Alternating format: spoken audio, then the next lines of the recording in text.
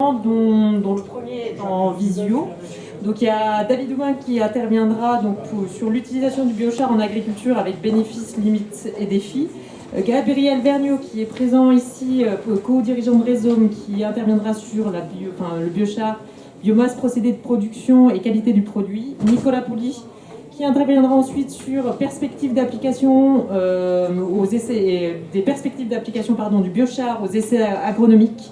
Et enfin, Jérémy Blas, qui interviendra sur l'intérêt du biochar pour optimiser les matières fertilisantes issues des digestats ou des engrais minéraux et réduire la volatilisation de l'ammoniac.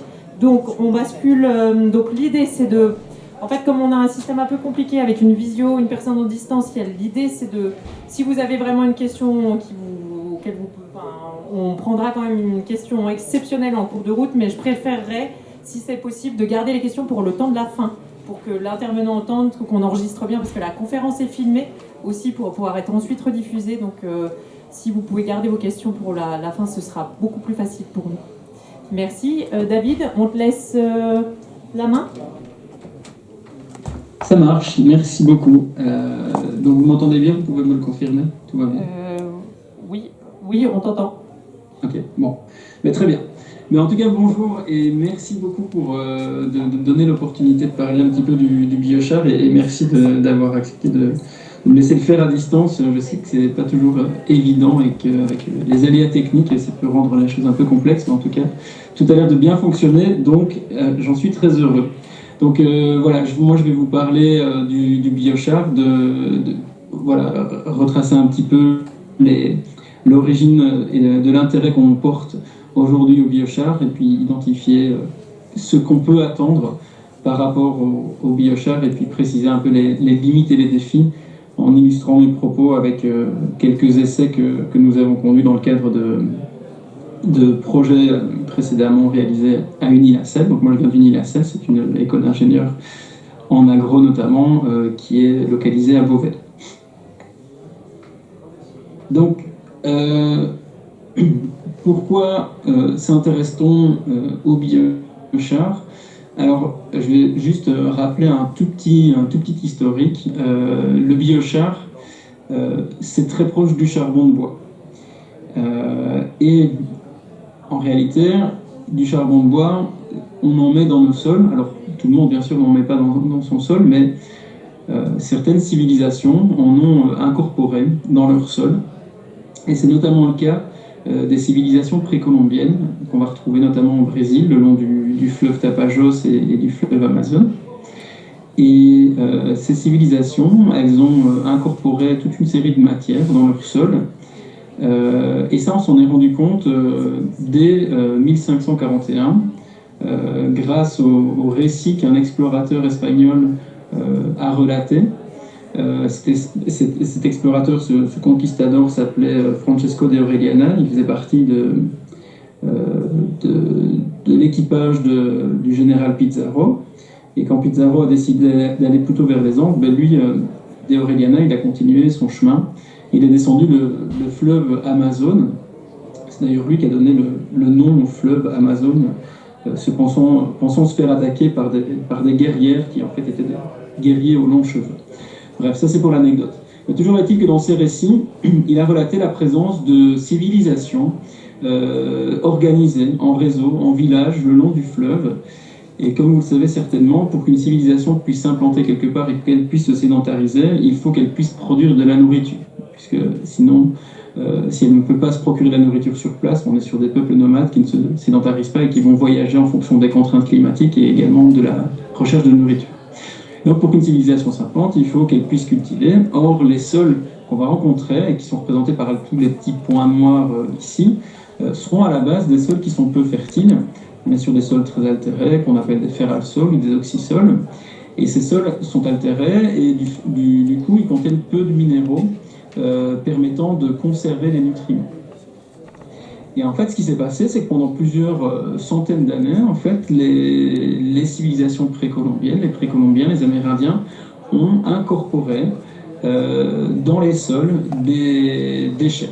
Alors des déchets alimentaires, mais aussi des résidus de poterie. Donc c'est ça qui nous permet de bien constater que ce sont des sols qui ont été formés par l'homme, c'est parce qu'il y a des déchets qui ne peuvent être que d'origine anthropique. Et puis il y a aussi du charbon de bois. Et ce charbon de bois provient soit du feu qui était, des feux qui étaient réalisés pour défricher en partie, mais également du charbon qui était utilisé comme combustible, notamment pour cuire les aliments. Et ce qu'on a constaté, c'est que la présence de ce charbon de bois dans ces sols expliquait la fertilité remarquable de ces sols comparée aux sols adjacents qui n'ont pas reçu de charbon de bois et qui ont tendance plutôt à laisser passer les nutriments, un peu les retenir du fait de leur minéralogie. Alors ça c'est un premier point, mais ça a été découvert, en tout cas redécouvert en 1541. Et puis c'est resté dans l'oubli pendant plusieurs centaines d'années. Alors pourquoi? Simplement parce que quand de nouvelles explorations sont arrivées sur site, eh bien en réalité elles ont découvert peu de tribus organisées. Il y avait quelques tribus qu'on qualifierait de sauvages, mais en tout cas il n'y avait rien de ce qu'avait pu relater Francesco de Orellana, ce qui s'explique de manière assez fatale par le fait que les colons espagnols, quand ils sont arrivés là, non seulement ils n'ont pas nécessairement été très sympathiques envers les populations qui les accueillaient, mais par ailleurs ils ont amené des maladies auxquelles le système immunitaire des peuples indigènes n'était pas prêt, notamment la variole ou encore la grippe. Et donc, en fait, les populations ont été décimées très rapidement du fait de l'introduction de ces nouvelles maladies. Et donc, la forêt a très rapidement repris ses droits et pendant plusieurs siècles a masqué en fait les vestiges de cette civilisation. Et puis, dans les années 60 et puis plus récemment dans les années 2000, on s'est réintéressé à ces sols noirs qu'on appelle des terra preta, qui veut dire terre noire en portugais.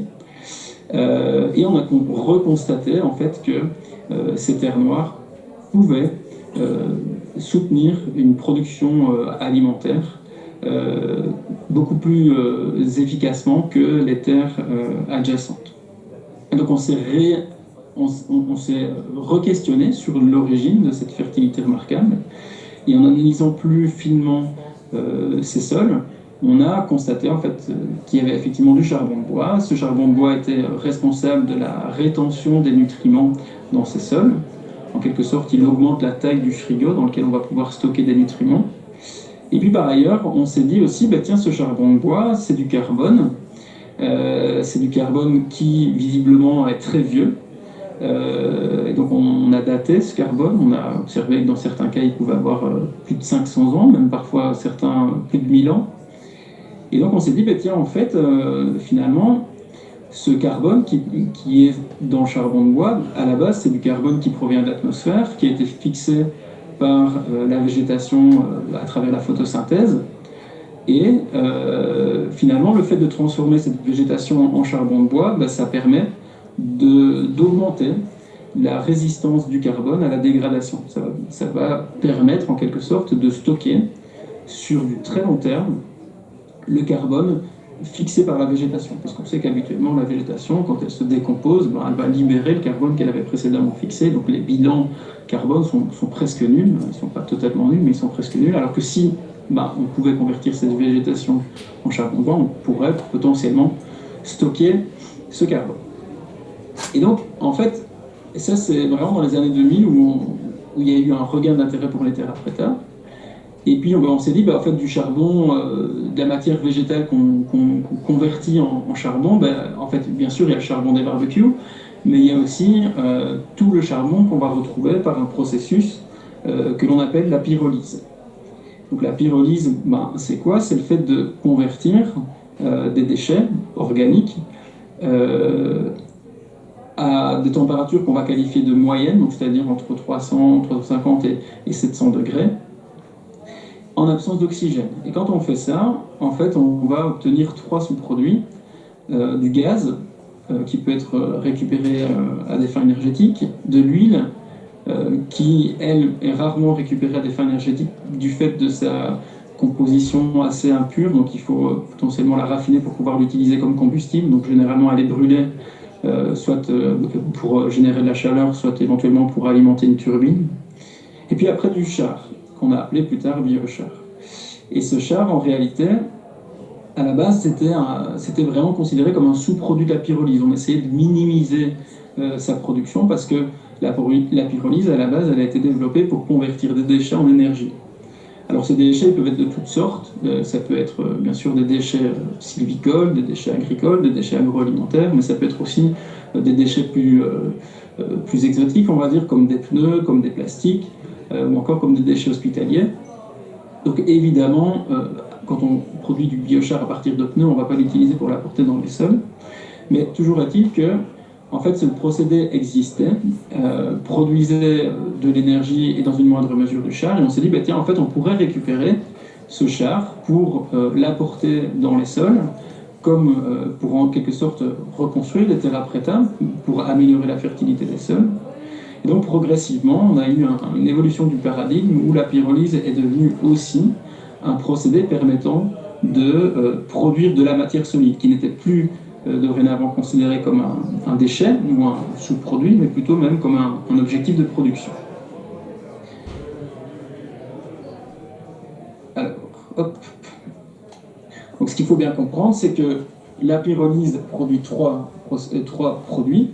Le biochar, celui auquel on va s'intéresser aujourd'hui, du gaz qui peut être récupéré à des fins énergétiques. Donc on va rencontrer du monoxyde de carbone, ce qui n'est pas nécessairement très intéressant, du CO2, mais aussi du méthane et de l'hydrogène. Et puis ensuite de l'huile avec différents composés aromatiques. Alors, du biochar, maintenant, on va faire le focus sur le biochar. Pour quelles applications? Alors, ce qu'il faut savoir, c'est que de manière assez remarquable, le biochar est un sujet sur lequel on discute depuis peu de temps, finalement. C'est vraiment à partir de 2005-2006 où on a commencé à observer des publications scientifiques sur le biochar. Et ce qu'on peut observer, c'est que quand on regarde l'évolution de cette courbe, c'est qu'on a une augmentation exponentielle du nombre de publications sur le biochar. Et donc ça, c'est un phénomène dans la littérature scientifique qui est assez exceptionnel, assez extraordinaire. On a vraiment une explosion du nombre de recherches sur le biochar. Le biochar est devenu un sujet extrêmement porteur au sein de la communauté scientifique qui s'intéresse au sol, qui s'intéresse aux plantes, qui s'intéresse de manière plus générale à l'environnement.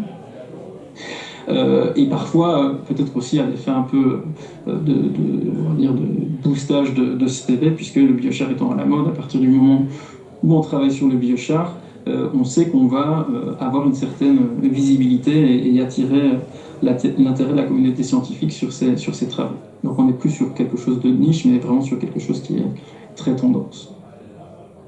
Alors ce qui est intéressant aussi de regarder, c'est la petite carte que je vous montre ici, enfin pas la petite carte, mais le petit graphique que je vous montre ici, c'est l'origine des publications sur le biochar, donc des publications scientifiques. Et ce qu'on va remarquer, c'est que entre 2005 et 2010, les publications sur le biochar étaient essentiellement produites par on va dire le continent américain, mais surtout l'Amérique du Nord, et dans une moindre mesure l'Océanie également, mais surtout l'Australie.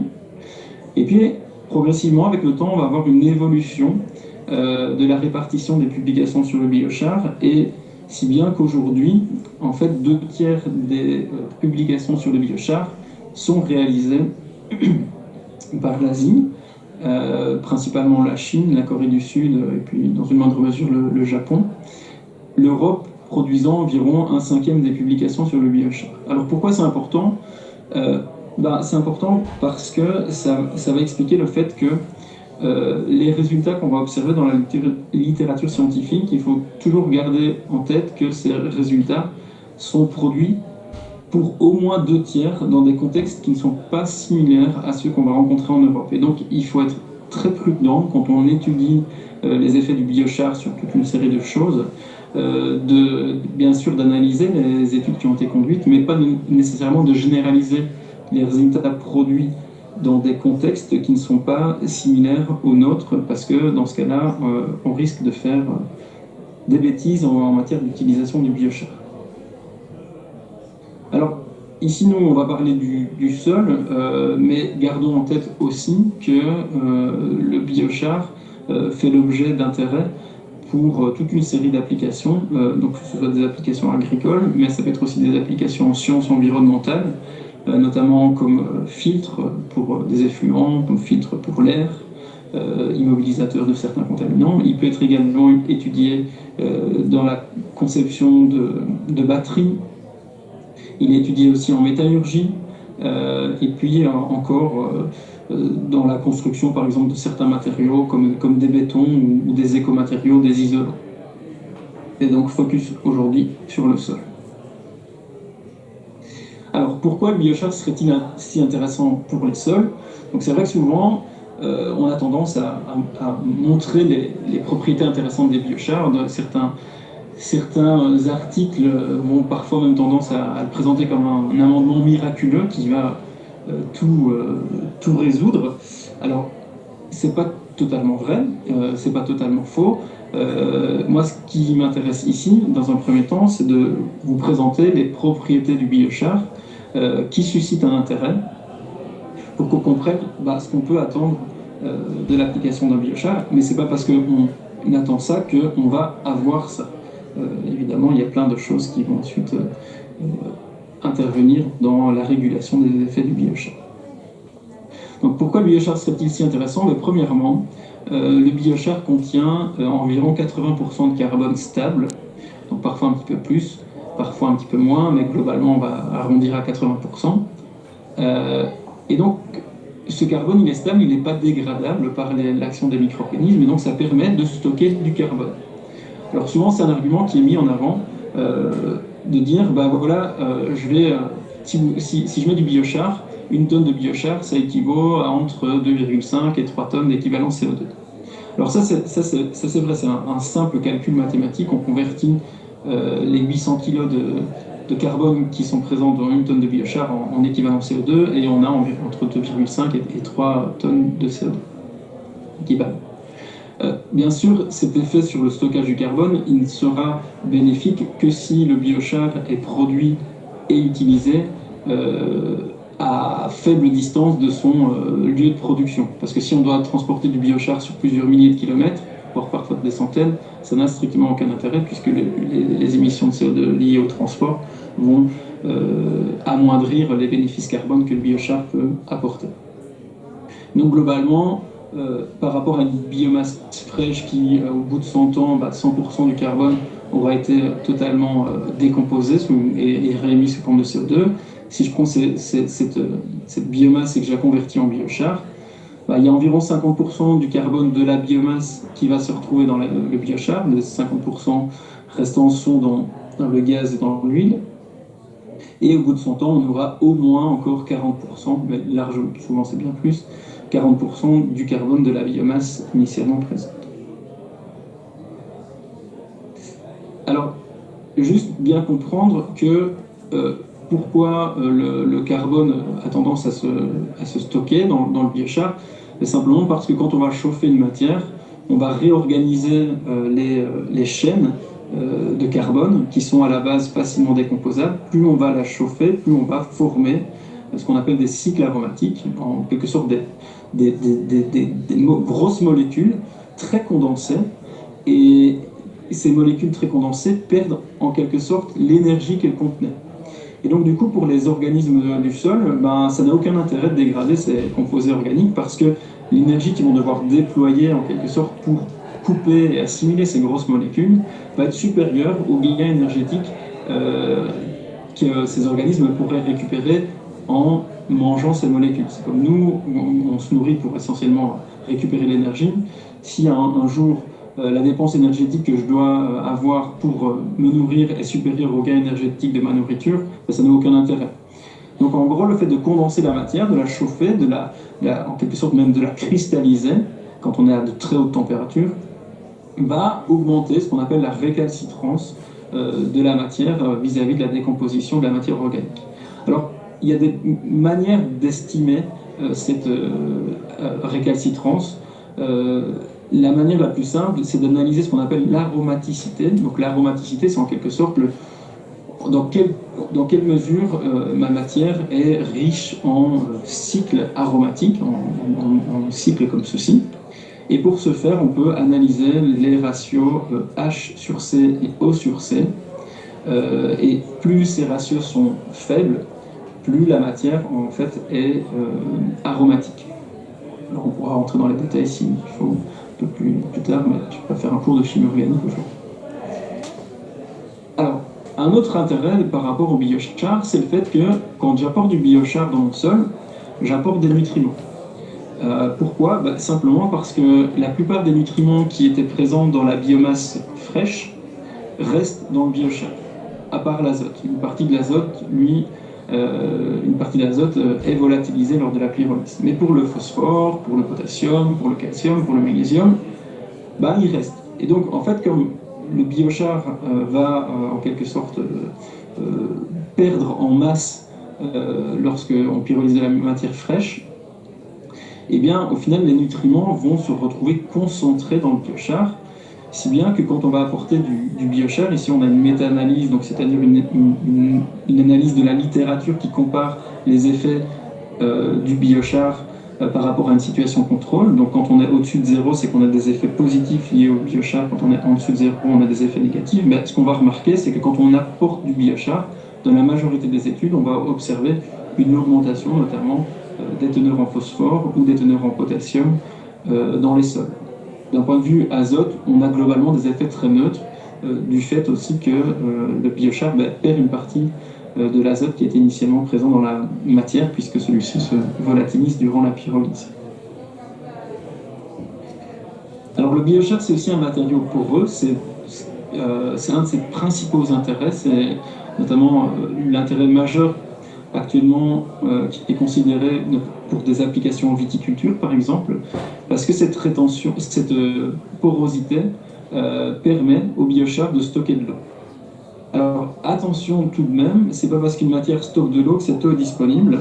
Il faut toujours garder en tête que, par exemple, un sol très argileux va stocker beaucoup d'eau, mais par contre, cette eau, elle n'est pas toute disponible. Alors qu'un sol argileux limoneux aura tendance à retenir moins d'eau, mais par contre avoir une réserve utile plus élevée.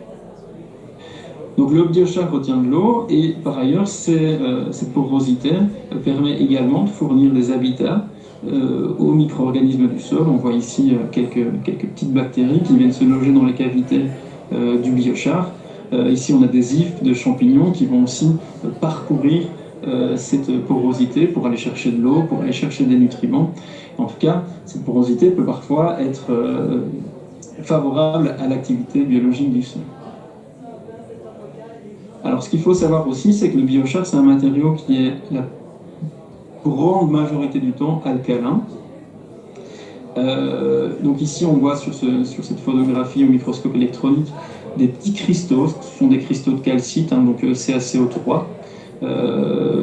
Ces matières alcalines, elles sont en fait dues à la présence de cendres dans le biochar.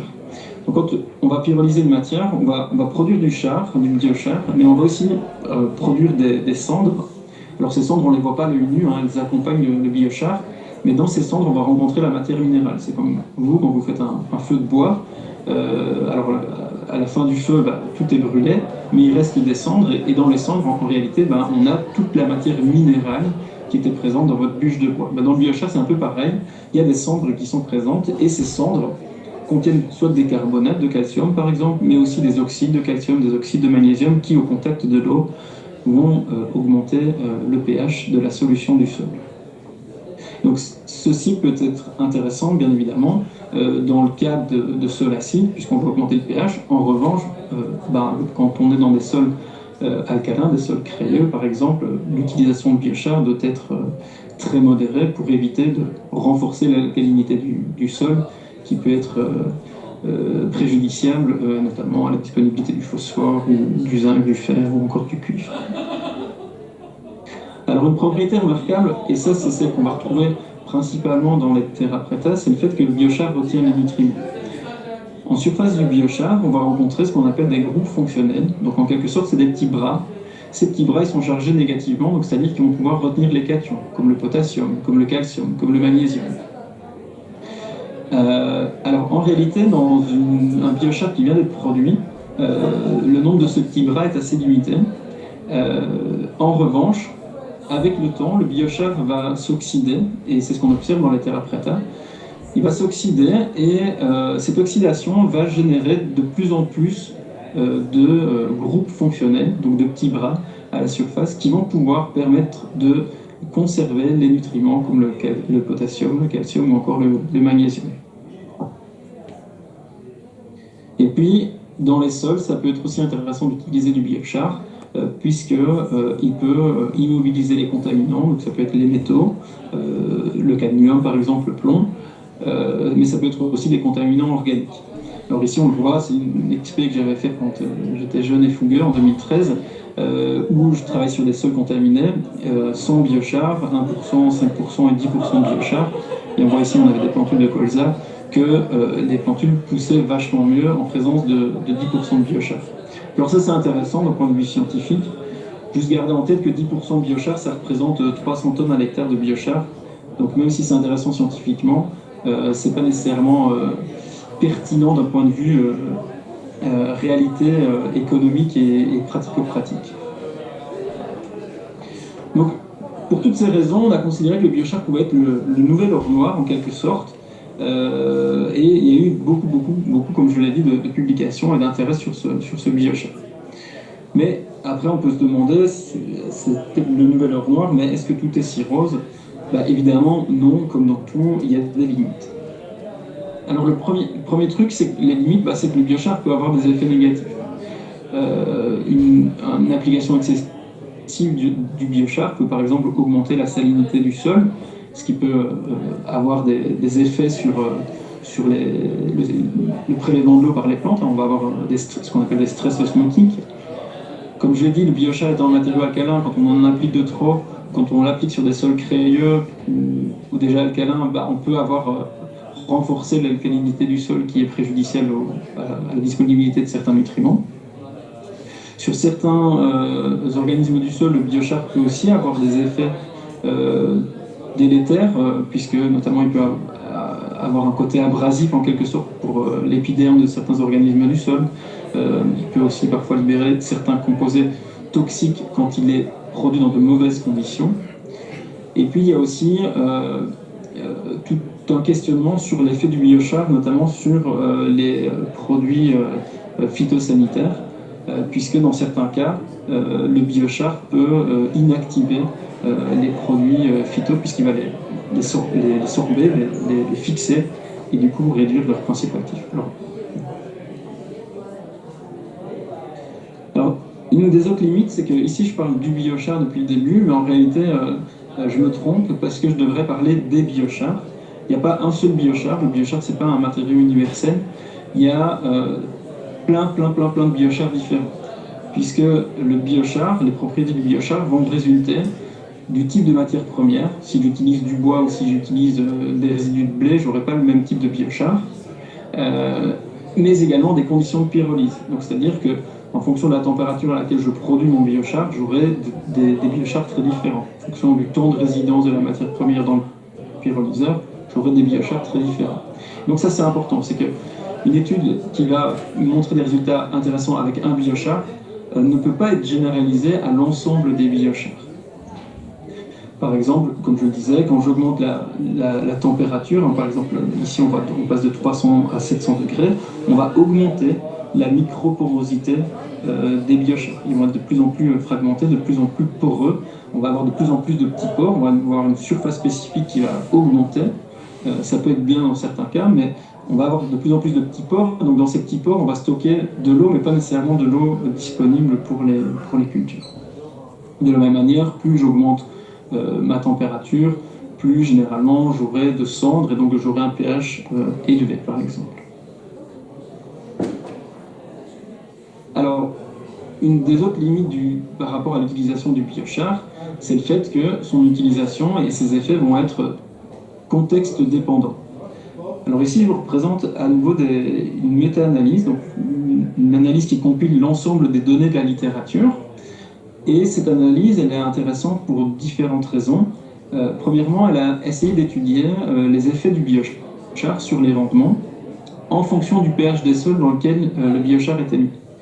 Et donc, une nouvelle fois, pour rappel, quand on est au-dessus de 0, on a des effets positifs du biochar. Quand on est en dessous de 0, on a des effets négatifs du biochar par rapport à la situation contrôle sans biochar. Alors, quand on analyse les résultats par rapport au pH initial du sol, on observe que les résultats sont très positifs, plus 40% d'augmentation du rendement quand on est sur des pH acides, inférieurs à 5.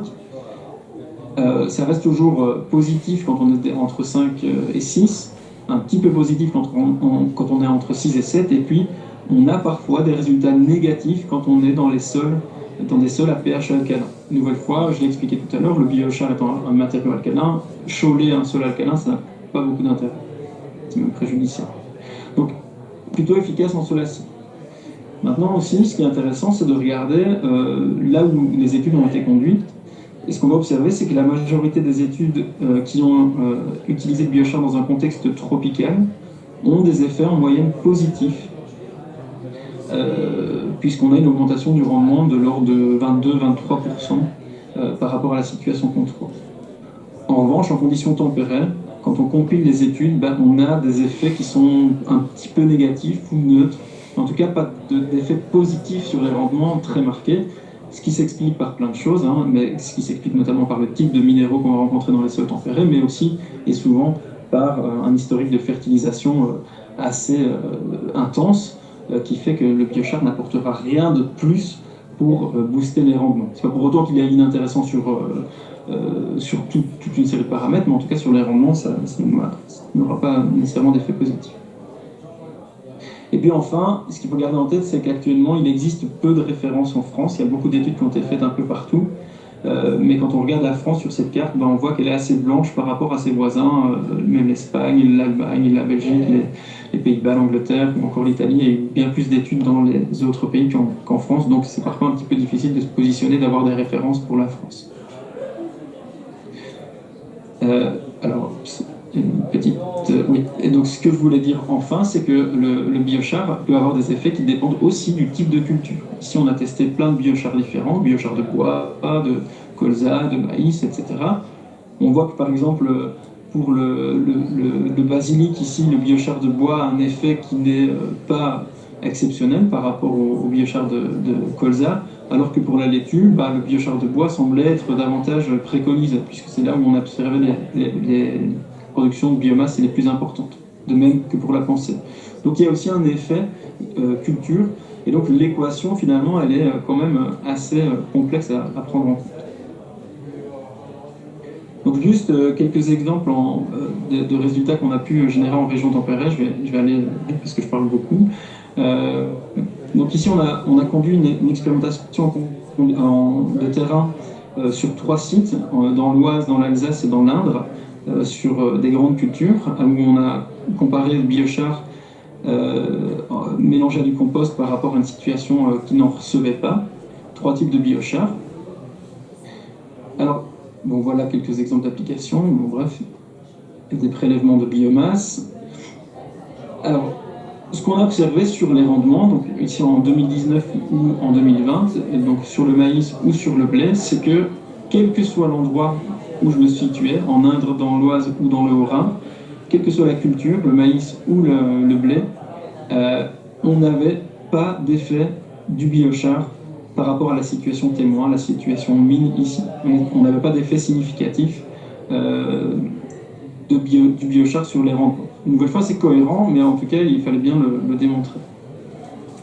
En revanche, ce qu'on a pu observer, c'est qu'on avait une augmentation des stocks de carbone dans les sols ayant reçu du biochar. Alors, pas dans tous les sols, parce que dans les sols où il y avait déjà beaucoup de stocks de carbone, au final, l'ajout du biochar n'a pas été suffisant que pour pouvoir observer un effet significatif sur l'augmentation du carbone.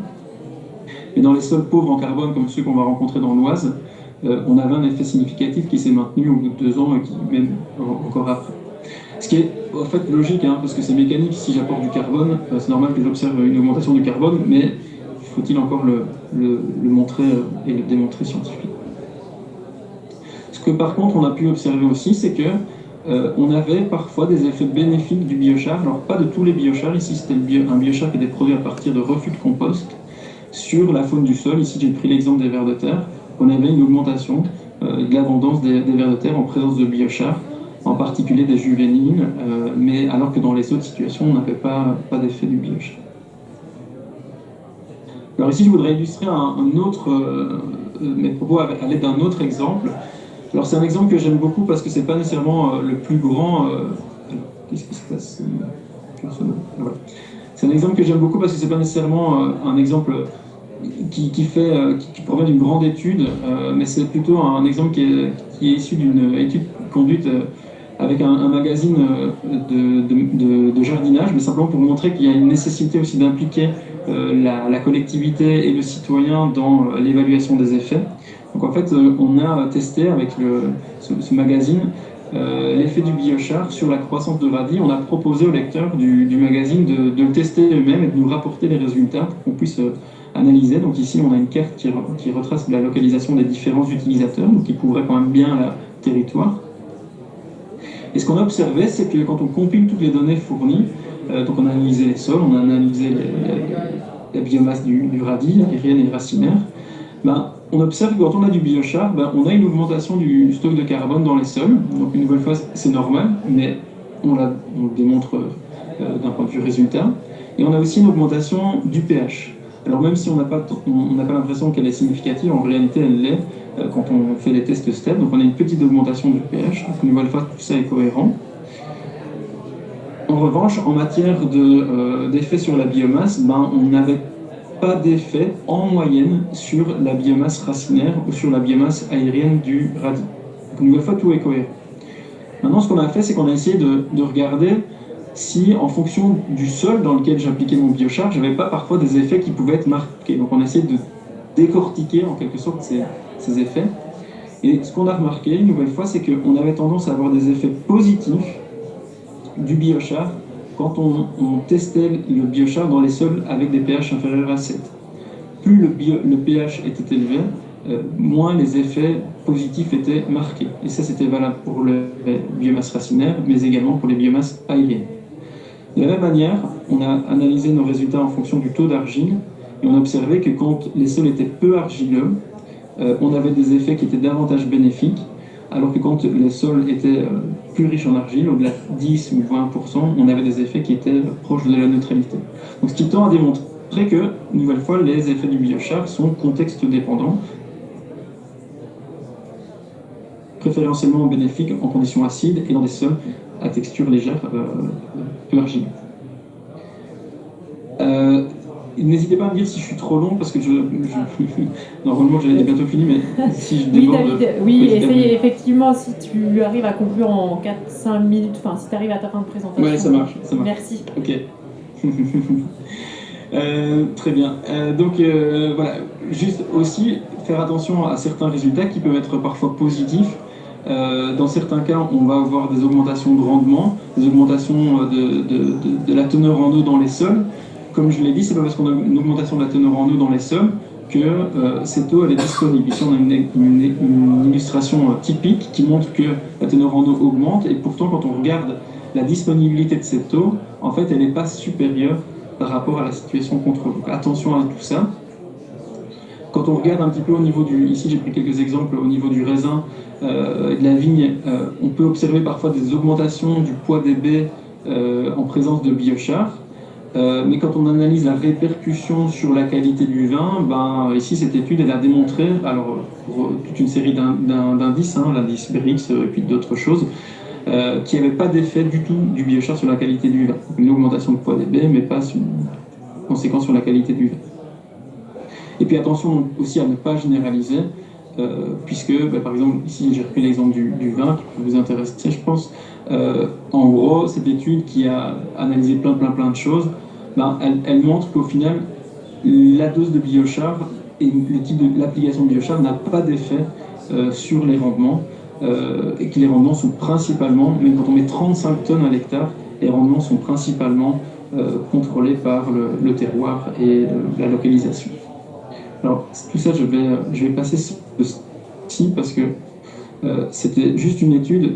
Cette étude-là, en fait, elle démontrait, on a essayé d'étudier l'effet du vieillissement du biochar et surtout, est-ce qu'il était bénéfique en conditions de stress. Alors, je vais prendre juste l'exemple de ce résultat-ci. Donc, on a analysé sur des plantes qu'on a cultivées en conditions irriguées ou en conditions de stress la teneur en proline dans la feuille. Alors la proline, c'est quoi? C'est une espèce d'acide aminé qui est produit quand la plante est en situation de stress. Donc moins la concentration est élevée, plus la plante est dans de bonnes conditions. Et ce qu'on a remarqué, c'est que quand on mettait du biochar vieilli dans les sols et qu'on soumettait les plantes à une situation de stress hydrique, eh bien, on n'observait pas d'augmentation de la concentration en proline dans les feuilles. Cette concentration elle était similaire aux conditions dans lesquelles les plantes étaient bien irriguées. Alors que quand on était dans la situation contrôle, on avait une explosion de la concentration en proline. Après une semaine de stress hydrique, ce qui tend à suggérer que la présence de biochar peut avoir tendance à limiter l'effet du stress hydrique. Alors, ça, après 3 semaines, en fait, on ne l'observe plus. Donc les plantes ont une concentration en proline qui est supérieure à la situation irriguée. Donc c'est normal, hein, plus il va faire sec, à un moment le biochar ne peut pas tout résoudre, mais plus il va faire sec, à un moment la plante va quand même subir le stress.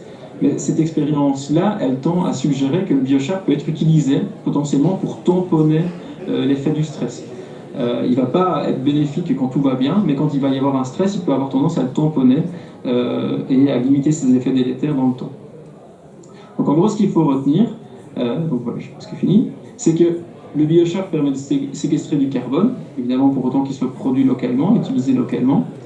En contexte tempéré, dans la plupart des cas, il ne va pas booster les rendements, mais il peut contribuer au stockage de carbone. Il peut aussi réduire la quantité de fertilisants nécessaires. Il peut limiter les effets des stress et il peut stimuler l'activité biologique. Mais attention, ces effets sont contexte dépendants et sont rarement bénéfiques quand tout va bien, mais par contre, ils peuvent le devenir quand il y a des stress, notamment des stress hydriques. Toujours garder en tête qu'il n'y a pas un, mais des biochars, donc il faut du coup adapter le type de biochar en fonction de ses besoins, de ses contraintes, et que globalement, les effets court terme sont souvent très différents des effets long terme, et la plupart des études tendent à démontrer que les effets long terme sont davantage marqués, davantage bénéfiques que les effets court terme. Donc, en quelque sorte, un bon biochar, ça peut être comme un bon vin qui évoluera favorablement avec le temps. Donc, en définitive, les défis qu'il faut relever, c'est donc il y a certains avantages par rapport au biochar, mais si vous voulez en utiliser, c'est important déjà d'identifier les besoins auxquels ce biochar pourrait potentiellement répondre avant de l'appliquer au sol. Donc la première question, c'est quels sont mes besoins? Est-ce que j'ai vraiment besoin d'appliquer du biochar? Si oui, est-ce que le biochar peut répondre à ces besoins? Si oui, quel type de biochar, quelle matière première, quels paramètres de pyrolyse je dois utiliser pour avoir un biochar qui soit le plus pertinent par rapport à mes besoins? Si oui, j'ai trouvé le meilleur biochar, à quelle dose je dois l'apporter? Moi, je vous conseille de privilégier des petites doses et en mélange souvent avec du compost, idéalement. Et puis, si oui, et là, c'est la question à 1 million, c'est à quel coût et à quelle réalité? Parce que les business models peuvent être très différents. Je pense que Gabriel va peut-être en parler un petit peu par après. Et donc après, quels seront les effets long terme de cette incorporation? Puisque, je rappelle, le biochar a le défaut de sa qualité. Il a des effets long terme, mais du coup, si ces effets sont négatifs, ils vont durer très longtemps et le biochar, on n'ira pas le retirer dans les sols une fois qu'on l'aura appliqué. Il existe une série de certificats aujourd'hui sur le marché, notamment l'European Biochar Certificate, qui garantit un biochar de qualité. Donc, qui garantit que le fait que le biochar ne présente pas de contaminants. Attention, donc c'est un gage de qualité, mais ce n'est pas nécessairement un gage de résultat. C'est pas parce qu'on utilise un biochar de qualité qu'on aura nécessairement des résultats positifs. On va juste s'assurer qu'on ne va pas apporter de contaminants, par exemple, dans nos sols, mais pas nécessairement d'effets bénéfiques. Voilà, merci beaucoup. Désolé d'avoir été un peu long, mais vous voyez que c'est un sujet qui me passionne, donc encore beaucoup de choses à dire. Merci David. On te garde en ligne, par contre on te coupe l'image, tu auras le son. Oui. Effectivement, et puis on Parfait. revient vers toi au moment des questions. Merci en tout cas. Merci beaucoup. Gabriel, je t'invite à monter.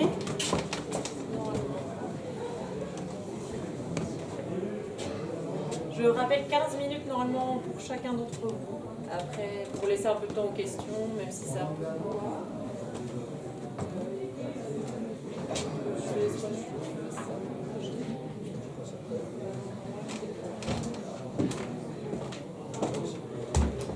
Merci beaucoup. Bonjour à tous. Donc je suis Gabriel, associé et co-gérant de Réseau. On est installé dans le sud du Beaujolais et notamment, on travaille sur des systèmes de pyrolyse pour faire du biochar sur les exploitations. Donc là, je vais vous parler tout ce qui a, enfin, les liens entre les différentes biomasses, les différents procédés de production et la qualité des biochars obtenus. Et David a fait une excellente une excellente transition sur ce sujet. Donc, bon, je vais revenir très, très rapidement là-dessus, mais le biochar présente différentes propriétés. Donc, c'est un matériau qui est poreux, qui présente, s'il est bien produit, un carbone stable. Et donc, ça, c'est vraiment ces deux principaux atouts. Et donc, voilà, la porosité, elle permet d'envisager une meilleure rétention de l'eau, par exemple une réduction du lessivage dans les sols. Pour ça, il faut faire des tests de porosité pour s'assurer que le biochar est bien conforme. Pour la stabilité à la teneur en carbone, donc ça présage d'une bonne séquestration du carbone dans le sol. Et donc, pour ça, il y a des indicateurs qui existent. Le graphique de David était très parlant. En fait, pour l'Europe et pour certains certificats, vous allez le voir, il faut des ratios d'hydrogène sur carbone spécifiques. Ensuite, le biochar présente un pH qui peut finalement varier, donc c'est un paramètre à prendre en compte. Une capacité d'échange cationique aussi qui est assez intéressante. Et donc, quand on parle de support entre guillemets pour la nutrition, c'est un aspect intéressant, c'est un aspect qu'il faut pouvoir mesurer. David a aussi parlé des teneurs en minéraux et enfin des teneurs en contaminants. C'est aussi des aspects qui sont vraiment importants à regarder dans les biochars. Et donc, toutes ces propriétés-là, on va les piloter de différentes manières. Enfin, on va essayer de les piloter lors de la production. Déjà par les différents paramètres de production et puis aussi par en fonction de la biomasse qu'on va utiliser. Alors c'est un petit peu dense, je vous ai mis en jaune ce que je considérais comme important, voilà, pour info, mais donc je vais essayer de passer vite quand même. Juste pour que vous ayez en tête, il en a parlé aussi David, on a différents grands procédés de pyrolyse aujourd'hui qui permettent d'obtenir des chars. Aujourd'hui, ce qui est vraiment utilisé pour la production de biochars pour un usage agricole, c'est des procédés dits de pyrolyse lente. Donc là, on va avoir des températures de pyrolyse qui sont comprises entre 350 et 700 degrés. Et on a des taux de fraction solide qui, le rendement en fraction solide, il est entre 25 et 35%. Là où des procédés, par exemple, de pyrolyse rapide s'orientent plutôt sur la production de biohuile, les procédés de gazéification, premièrement, ils sont déjà à une température beaucoup plus élevée, donc on a une sorte d'effondrement de la porosité à ces températures-là. Et puis, ils sont vraiment orientés sur la production de ce qu'on appelle le syngas. En fait, c'est un mélange de monoxyde de carbone, de méthane, d'hydrogène.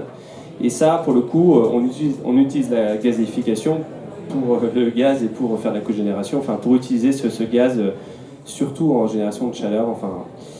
Et puis, à savoir, il y a aussi un procédé de carbonisation hydrothermale qui existe. En gros, c'est quand il s'agit de traiter des biomasses qui sont plutôt humides. Ça, je vous avoue, je ne suis pas du tout spécialiste de ce genre de choses, mais voilà, je vous mentionne ça existe. Mais donc, nous, ce qui nous intéresse ici, c'est plutôt des biochars qui sont produits entre 450 et 650 degrés, avec des temps de séjour lents. Et donc, ça permet d'obtenir notamment un paramètre qui est important, qui est ce ratio hydrogène sur carbone inférieur à 0,7. Et qui, en fait, est un bon indicateur de la stabilité du biochar. Alors, on a différents procédés en pyrolyse lente qui existent aussi. Je ne vais pas les détailler, c'est juste pour que vous voyez qu'en gros, ça va des trous dans le sol jusqu'à des réacteurs industriels sur mesure. Et donc, en gros, on peut faire du biochar chez soi, comme on peut faire du biochar pour une installation qui coûte 100 millions d'euros. Et en France, on peut tout faire. Enfin, à part les réacteurs industriels modulaires qui sont en haut à droite, qui sont fournis par des Allemands, je pense que pour tout le reste, on peut tout faire. Alors bon, je vais juste un peu prêcher pour ma paroisse sur cette slide. Nous, on fait des systèmes low-tech pour une production dans les exploitations. Et donc, on s'est intéressé au système dit à couverture de flamme. Donc en fait, c'est des systèmes qui sont vraiment agiles, très adaptés au terrain. Et c'est ça qui nous paraît important. Alors, ils ont des inconvénients, c'est clair, mais ils ont aussi beaucoup d'avantages.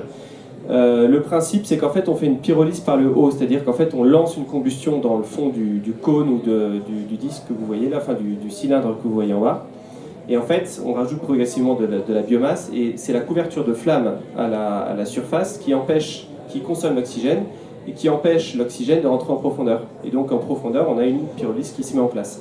Bon, on a un gradient de pyrolyse, hein, parce que la biomasse qui est sous le foyer, forcément, elle est pyrolysée à plus haute température que ce qui est en dessous, mais comme c'est graduel, toutes les couches y passent. Et donc ça permet de fabriquer un biochar qui est finalement de plutôt bonne qualité. Quand on voit des papiers scientifiques sur ce genre de système, en fait, on a déjà en contrôle des émissions, on a un bon contrôle des émissions, notamment par le fait que les gaz de pyrolyse sont rebrûlés à la surface.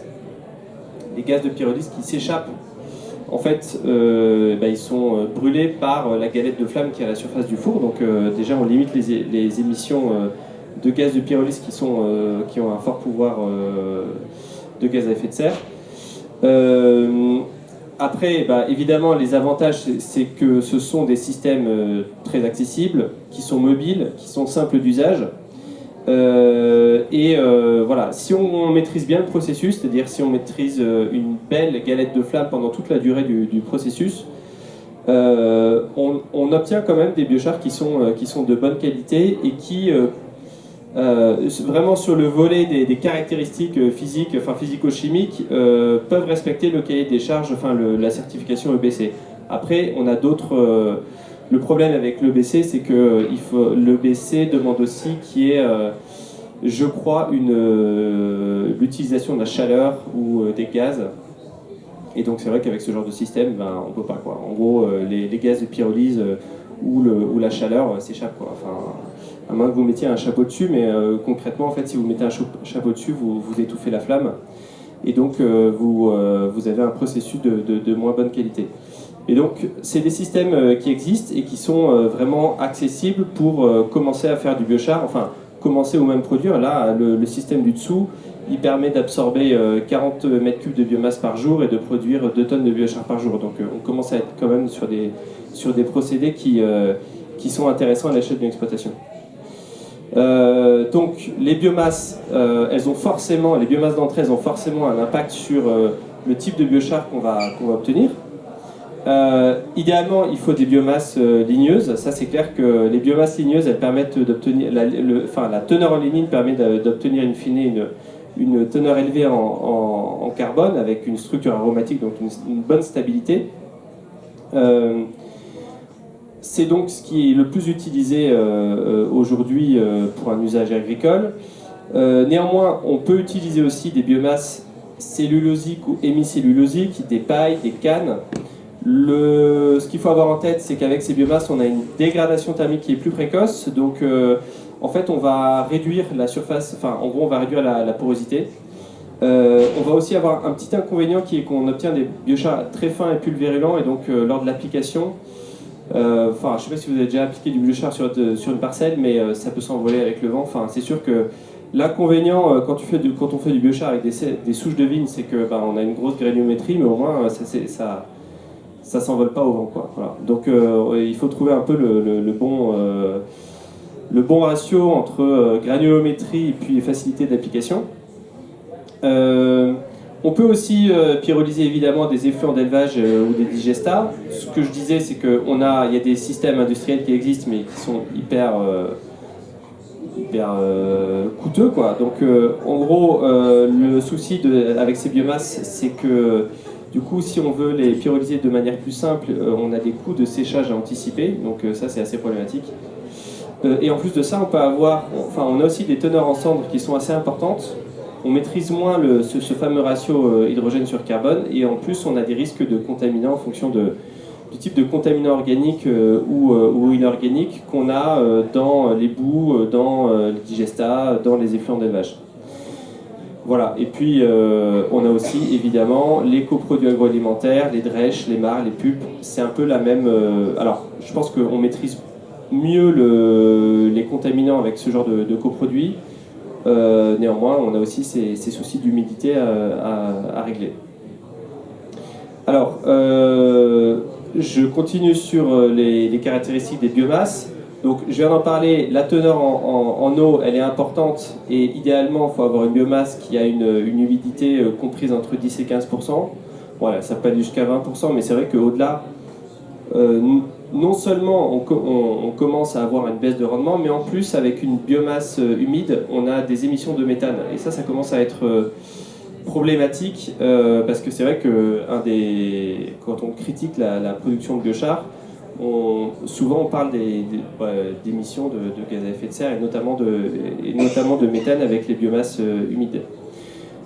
Donc la teneur en lignine, j'en ai parlé, enfin lignine versus cellulose, hémicellulose, j'en ai parlé, teneur en cendre aussi. Granulométrie, c'était le cas c'est ce que j'ai mentionné sur les souches de vigne. On a le problème quand on utilise des grosses granulométries qu'on obtient un biochar avec des gros morceaux de biochar, quoi. Et donc il faut pouvoir derrière le broyer. C'est pas toujours simple, c'est énergivore, donc c'est quand même moins difficile à broyer que des souches de vigne brutes, mais quand même. Et puis on a évidemment ces impuretés. La question des métaux lourds, la question d'autres constituants chimiques, la présence de chlore et de soufre, je crois, fait on génère des gaz acides qui endommagent le matériel, donc ça aussi c'est quelque chose qui est assez important. Donc voilà, il faut vraiment avoir ces aspects-là en tête quand on utilise, quand on doit choisir la biomasse qu'on va utiliser. Alors après, sur les contaminants, je vais être assez rapide, mais juste une chose que je n'ai pas mentionnée jusqu'à présent, c'est les HAP, donc les hydrocarbures aromatiques polycycliques. Ça, c'est vraiment un peu ce qu'on veut éviter, c'est des molécules organiques qui sont mal dégradées. Et donc, juste retenez que, en gros, l'Europe autorise depuis quelques années l'utilisation du biochar en fertilisant. Ça fait partie des matières autorisées. Et pour le coup, le taux de HAP, si on prend les 16 HAP mentionnés par l'Europe, il faut qu'on ait une somme inférieure à 6 mg par kilo, alors que le standard EBC agro est encore plus drastique sur cet aspect-là. Donc après, les seuils de métaux lourds, dioxine, PCB, c'est des choses finalement assez classiques pour des fertilisants. Mais voilà, le petit truc en plus avec le biochar, c'est ces HAP qu'il faut arriver à éviter. Et pour le coup, on les évite avec des températures assez élevées. Enfin, clairement, des HAP, si on a un biochar qui est produit entre 300 et 400 degrés, on va avoir des HAP. Si on a un biochar qui est produit au-delà de 600 degrés, on commence vraiment à dégrader les HAP et on peut être sûr qu'on n'aura pas les niveaux de HAP. Nous, avec les systèmes, tous les essais qu'on a fait, on était en dessous des seuils de HAP qui sont fixés. Voilà, donc sachez aussi que quand on a le biochar, après on a plein de solutions de type de post-traitement de ce biochar. J'ai parlé du broyage, on peut le mettre en pellet, on peut l'imprégner avec des minéraux, des acides, bases, et comme David le mentionnait, quelque chose de très intéressant et qui est assez commun maintenant en usage agricole, c'est le fait de composter le biochar avec du compost, avec des fumiers, avec en gros des matières organiques labiles ou stables. Et enfin, grosso modo, sachez qu'aujourd'hui le biochar c'est un intrant premium. Au bas mot, à l'achat, on va le trouver à 600-800 € la tonne en vrac agricole. Je ne parle même pas de certains biochars qui sont déjà inoculés, qui sont à des tarifs astronomiques. Donc c'est quand même... il y a quand même cette équation-là qui est compliquée et qu'il faut résoudre, quoi. Il ne faut pas se le cacher. C'est sûr que les crédits carbone, ça peut alléger la facture. Grosso modo, si on considère l'indice de prix du biochar CDR chez Puro et si on considère le ratio dont David parlait, on serait sur grosso modo une rémunération brute, hein, enfin je parle même pas des frais de mesure, certification, tout ça, de 360 € par tonne de biochar. Voilà, ça reste à travailler, quoi. Mais quand même, aujourd'hui, j'ai parlé du règlement qui autorise l'utilisation du biochar en fertilisation. Ce qui est important, c'est que là, depuis fin 2025 et début 2026, on a eu des actes, enfin je ne sais plus comment ça s'appelle, mais en gros, maintenant, l'Europe encadre vraiment l'utilisation du biochar et, pour obtenir des crédits carbone. Donc si vous voulez vous renseigner, c'est en gros le cadre CRCF. Et ça permet vraiment, en fait, ça encadre l'utilisation de biochar en Europe et le fait d'obtenir des crédits carbone. Et ça, c'est vraiment un signal positif pour l'utilisation du biochar en Europe en usage agricole. Voilà. Après, en fait, je ne vais pas détailler les enjeux de la région. La région aujourd'hui a un gros producteur industriel historique. Après, il y a plein d'autres façons d'aborder la production de biochar, que ce soit à partir de cèpes de vigne, de bois de taille, de résidus forestiers ou de coproduits de l'industrie agroalimentaire. Voilà.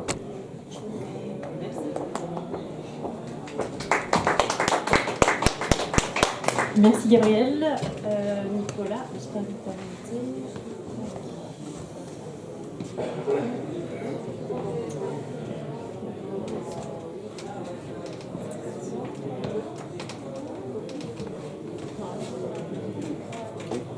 Bon, bonjour à tous. Merci tout d'abord pour l'invitation. Alors j'ai accepté la périlleuse mission de vous dresser un panorama en seulement 15 minutes de toutes les perspectives d'application agronomique du biochar. Il va y avoir quelques redondances probablement avec les présentations précédentes. J'essaierai justement de passer un peu dessus pour consacrer plus de temps au reste. Alors je me présente, je suis ingénieur d'études au centre de recherche en climatologie à l'université de Bourgogne, au laboratoire biogéosciences, et je m'occupe d'un projet qui s'appelle Physiovigne. Et je suis obligé de vous en parler parce que ça va justement expliciter le fait que les acteurs de terrain que vous êtes doivent s'emparer de cette thématique pour la faire remonter au niveau de la recherche-action. Physiovigne, c'est un groupement de domaines de la Côte d'Or, de Côte de Nuit plus précisément, quasiment tous, 6 domaines, qui ont décidé de se fédérer et par le mécénat se font accompagner dans tous leurs projets d'expérimentation, à la vigne comme à la cave, et en particulier ceux qui sont destinés à s'adapter aux répercussions du changement climatique. Donc, c'est dans le cadre de ce groupement, qui s'appuie sur l'expertise donc de l'Université de Bourgogne, que des discussions sur le biochar en viticulture se sont initiées il y a maintenant 1 an et demi, et pour lesquelles on a fait tout un travail déjà bibliographique assez conséquent à l'intérieur du groupe, que l'on a résumé dans un article résumé de 2 pages sur les perspectives d'application du biochar en viticulture et qui est disponible en open source, vous le voyez là, sur le site IDES Technical Review. Et on va engager là en 2026 justement des essais de biochar à la plantation, dans des thématiques clés justement de gestion de l'eau en particulier, mais pas que. En vigne toujours. Moi, je travaille vraiment en vigne. Aujourd'hui, j'essaie de sortir un peu de mon domaine de référence, mais moi, je travaille vraiment pour le projet Physiovigne. Je ne remue pas le couteau dans la plaie concernant le contexte de recherche et le fait qu'en France, on est très en retard par rapport à d'autres pays sur la thématique du biochar. On n'a pas les mêmes sources, mais ça va globalement dans le même sens. On a les mêmes chiffres, c'est plutôt rassurant. Simplement, vous voyez le petit graphe en bas à droite, c'est une autre façon de le représenter. Plus le point est large, plus le pays pèse d'un point de vue recherche et publication scientifique au niveau mondial, plus il y a d'interconnexions, plus il y a de traits qui arrivent à ce point, plus il est relié et plus il y a de partenariats avec des équipes de recherche. On n'a pas beaucoup de temps, donc je ne vais pas vous laisser situer la France dessus, mais c'est un des petits points rouges qui est sur la gauche de ce graphe. Ce graphe est issu, il est publié en janvier 2026, il est issu de l'International Biochar Initiative, donc un consortium mondial des différents scientifiques, producteurs, lobbyistes même, je pourrais dire, du biochar au niveau mondial. Bref, le constat est le suivant, c'est une pratique ancestrale que David Houben a très bien décrite. en parlant de l'exemple des Amérindiens. Il y a d'autres exemples agricoles qu'on aurait pu citer, comme les fumiers de feu, décrits dans la littérature agronomique japonaise depuis le XVIe siècle. Et il y a d'autres cas à travers le monde où on enfouissait du charbon. Et effectivement, en France, pas que, mais en France, dans la filière agricole, ça reste relativement anecdotique, en tout cas à l'heure actuelle. Une étude en 2023, fin 2023, dans la filière viticole, a montré que 4 vignerons sur 5 ne connaissaient pas le biochar ou se jugeaient insuffisamment informés quant au biochar. Ce qui montre bien, c'est pour ça que je vous parlais de Physiovigne au début, ce qui montre bien l'importance au moins de se renseigner et de prendre cette thématique à bras-le-corps pour celles et ceux qui s'y intéressent et souhaiteraient réaliser des essais. J'ai élargi un peu le champ de vision, comme il m'a été demandé, pour vous présenter ce tableau qui est issu d'un rapport de l'Association technique environnementale et énergie qui date de juin 2024 et qui présentait justement les perspectives d'application du biochar pour toutes les filières. Et vous voyez que finalement le champ des possibles est assez large avec des choses qui sont plus ou moins matures. Ça va de la production, alors David Houben l'a évoqué précédemment, ça va de la production de biogaz, dans la purification des biogaz, par exemple pour la filière hydrogène, jusqu'à des applications environnementales de dépollution des sols, des eaux, y compris eau de drainage agricole, en passant par la construction, en passant par l'alimentaire, etc. Je dirais qu'un des points forts du biochar va probablement aussi être son point faible, c'est justement ses caractéristiques intrinsèques, ses propriétés qui permettent une multiplicité d'actions et donc probablement, en tout cas sous nos latitudes, une certaine concurrence entre les filières, tant sur l'approvisionnement que sur les voies de valorisation. On y reviendra si on a un peu le temps. On va se focaliser plutôt du coup sur l'aspect premier, l'aspect apport au sol, restitution au sol, donc l'apport premier au sens historique du terme. Je ne rentre pas sur la partie élevage, parce que je crois qu'il va y avoir une présentation derrière, notamment sur la partie litière, mais par contre sachez que on est quand même dans une région justement où l'élevage bovin charolais pèse pas mal aussi. Ça fait déjà 10-15 ans que sur la partie nutrition, le biochar a été testé dans différents pays comme additif alimentaire avec des résultats extrêmement intéressants en termes d'optimisation des performances de rumination tout en diminuant les émissions de méthane. Donc ce qui est quand même un double intérêt en élevage. Alors pas dans nos systèmes agricoles, mais malgré tout avec des effets assez intéressants. On se focalise maintenant sur l'aspect application au sol. Et pour ce faire, effectivement, sous nos latitudes, ça va être très différent. Encore une fois, il a été rappelé que l'impact du biochar va être dépendant de la matière première, du biochar lui-même, mais également aussi et surtout des facteurs environnementaux, c'est-à-dire le contexte pédoclimatique et puis le type de culture, bien entendu. Néanmoins, je vous présente là ce qui pour moi est l'étude vraiment de référence au niveau mondial à l'heure actuelle.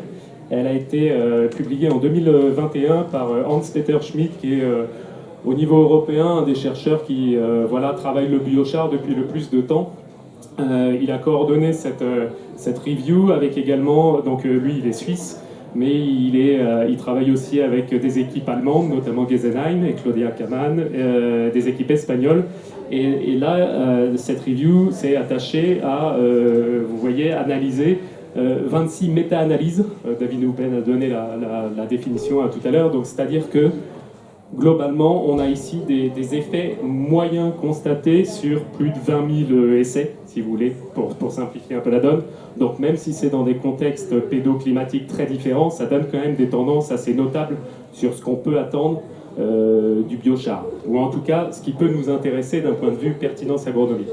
Et vous voyez qu'il y a des choses en termes d'augmentation de la productivité qui effectivement, sous nos latitudes, ne va pas être, à mon sens, la clé première d'entrée du biochar, pour tout ce qui a été évoqué précédemment, contrairement aux pays tropicaux, où c'est justement un intérêt majeur par rapport au seuil de productivité de leurs sols qui sont pauvres, érodés, et puis avec aussi une disponibilité de biomasse qui est bien différente qu'ici, sous nos latitudes. Nous, la productivité ne va peut-être pas être le premier facteur. En revanche, les paramètres sur la physiologie de la plante, donc vous voyez l'augmentation finalement de l'activité racinaire au sens large, l'optimisation de l'utilisation de l'eau, indirectement l'activité photosynthétique, ces trois paramètres étant intimement liés. C'est aussi pour ça que des fois c'est difficile de lire les études, certains résultats d'études. Et puis des paramètres plus liées au sol, que ce soit l'augmentation de la biomasse microbienne, parfois de la diversité qui est notée, mais pas tout le temps, le stockage de carbone bien entendu, et la biodisponibilité de certains éléments. C'est essentiellement lié au pH du sol pour ce qui concerne le phosphore, mais voilà, on a aussi la captation de certains métaux lourds, hein, c'est un effet de chélation du métal, ça nous a été présenté tout à l'heure, et la réduction par exemple dans les activités agricoles d'émissions de protoxyde d'azote, qui est un autre gaz à effet de serre assez notable avec le méthane dans les activités agricoles. Donc on a quand même tout un tas de perspectives et des faits qui sont directement liés aux propriétés physico-chimiques du biochar, donc qui laissent entrevoir différents chemins, différentes voies de valorisation et d'usage. Alors, toujours est-il en prenant certaines pincettes par rapport au contexte pédoclimatique et environnemental en France et puis en Europe. Je donne quelques exemples d'applications en filière viticole, parce qu'il me semble pertinent justement de vous montrer comment ça peut se décliner. Donc à la vigne, la première voie d'entrée, c'est justement l'eau. On en a parlé, hein. C'est essayer de optimiser la ressource dans un contexte de réchauffement climatique sur des parcelles à historique très séchant, avec des phénomènes de stress hydrique, des étés où on a des périodes caniculaires qui se répètent, qui durent plus longtemps, qui sont plus extrêmes. On a des vignes qui sont clairement en stress hydrique, y compris maintenant en Bourgogne. Hein. Alors, bien sûr, il y a certains millésimes qui nous font l'oublier, comme 2024, mais voilà, c'est loin d'être la règle. On a des équipes, alors David Houben a présenté tout à l'heure les résultats, je les présente d'une façon un peu différente. C'est des travaux qui ont été menés en Toscane, donc dans des vignobles de production, hein, pas des vignobles expérimentaux. Je vous ai mis la petite photo de leur schéma expérimental, où ils ont commencé dès 2012 à comparer des modalités avec biochar, double dose de biochar et des bancs de contrôle dans un vignoble je crois que c'était du Sangiovese, donc le cépage local. Et en fait, ce qu'ils observent, c'est que finalement, le gain qu'ils avaient en rendement était, notamment via le poids des baies, était très indirect parce qu'il était surtout essentiellement lié à un meilleur confort hydrique des plantes, parce que les résultats, les gains les plus significatifs, ils les avaient sur les millésimes les plus secs. Donc sur les millésimes où, dans les bancs de contrôle, ils avaient une perte de production par évapotranspiration de l'eau des baies, notamment, donc une diminution du poids des baies. Et en fait, les modalités amendées au biochar, elles se comportaient mieux dans les périodes de sécheresse. Ça rejoint quand même les résultats qu'on a vus précédemment. Donc, ce qui semble indiquer que le biochar jouait bien son rôle dans ces millésimes plutôt secs, voire très secs. Après, on a d'autres types d'applications qui paraissent plus anecdotiques, mais qui peuvent être aussi intéressantes. Le remplacement de la tourbe, par exemple, pour les pépiniéristes. La tourbe pose de gros soucis en termes environnementaux sur ce qui est l'extraction et puis la durabilité de cette matière. Donc il y a eu des essais très positifs sur l'utilisation de biochar comme substrat des jeunes plants. On en a parlé rapidement sur le fait de pouvoir ensemencer des biochars qui sont microporeux, donc apporter des micro-organismes d'intérêt sur le biochar. Je cite ici quelque chose d'assez particulier, c'est d'ensemencer, c'est des essais où ils avaient ensemencé le biochar avec une souche de bactéries sélectionnées qui était antagoniste d'un vecteur de maladie. En l'occurrence, c'était la maladie du pied noir que nous, on n'a pas en France, mais ça peut être intéressant, on pourrait très bien envisager de le faire, au moins pour la partie pépinière, pour tout un tas d'autres maladies.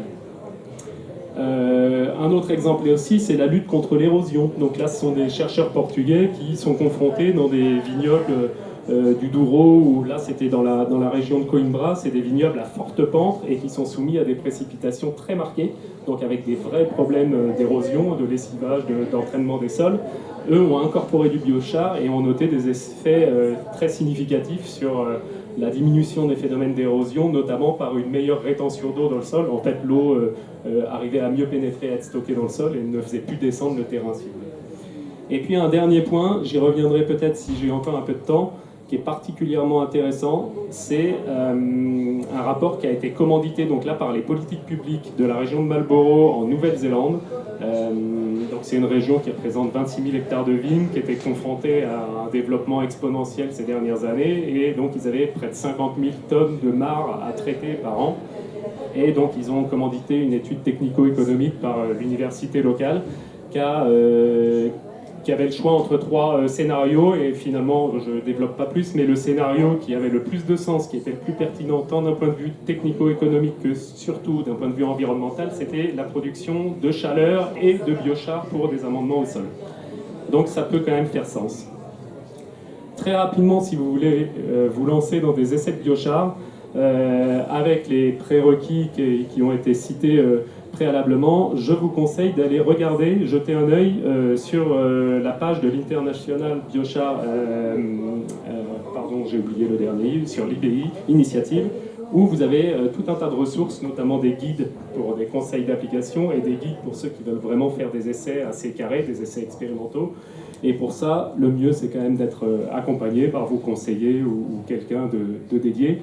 Et on a déjà évoqué un peu ces éléments-là, mais on apporte un matériau qui est très pulvérulent, très léger. Donc effectivement, si vous faites juste un apport de surface et rien d'autre, vous risquez de perdre beaucoup de matière. C'est quand même dommage, notamment au prix du biochar, si ce n'est pas vous qui le produisez directement. Donc ça veut dire qu'il faut rajouter soit un enfouissement, soit un mélange. Le mélange n'a pas que cette vocation-là, mais ça permet justement de limiter ce phénomène d'érosion. L'idée clé, c'est quand même d'apporter le biochar au plus près du système racinaire. Donc ça veut dire envisager le type de sol et le type de culture sur lequel vous êtes. Donc voilà ce que ça peut donner un peu à la vigne. Nous, on va enclencher des essais à la plantation.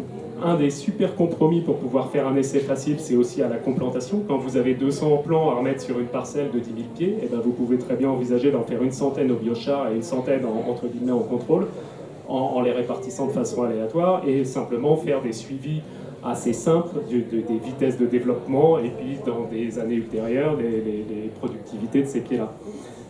Effectivement, sur des vignes en place, notamment en Bourgogne, dans des densités à 10 000 pieds hectares, se pose la question de quels outils on va utiliser. Là, vous voyez, je vous ai donné 2 exemples qui sont dans des vignes larges et qui sont à l'international, à savoir en Californie en haut, où ils sont donc bien équipés pour pouvoir le faire, et en Australie, où désormais ils ouvrent carrément des tranchées pour apporter le biochar au fond avant plantation.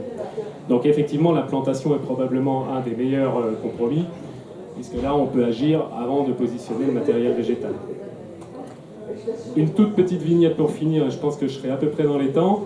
Le biochar, les limites ont déjà été évoquées, et je pense que dans nos latitudes, encore une fois, comme l'augmentation de productivité n'est peut-être pas le sujet essentiel pour le biochar, et que l'importation de biochar serait un vrai non-sens écologique, ça n'a aucun sens. Il faut valoriser des circuits courts. Ça veut dire qu'il faut que les filières s'emparent de cette thématique-là et fassent de réelles études technico-économiques pour voir si la voie du biochar peut, pour chacune des filières, être pertinente ou non par rapport à d'autres voies de valorisation. C'est pour ça que c'est l'idée de structurer collectivement cette voie de valorisation biochar, et je vous renvoie donc au rapport, par exemple, pour ce qui est de la viticulture, de valorisation des marques, qui a été fait en Nouvelle-Zélande. Voilà, je m'arrête là, et puis on pourra en rediscuter après. Je vous remercie.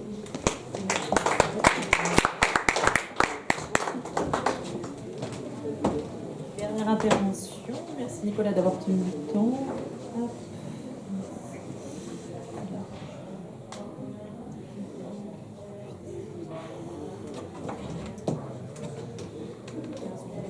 Oui, merci.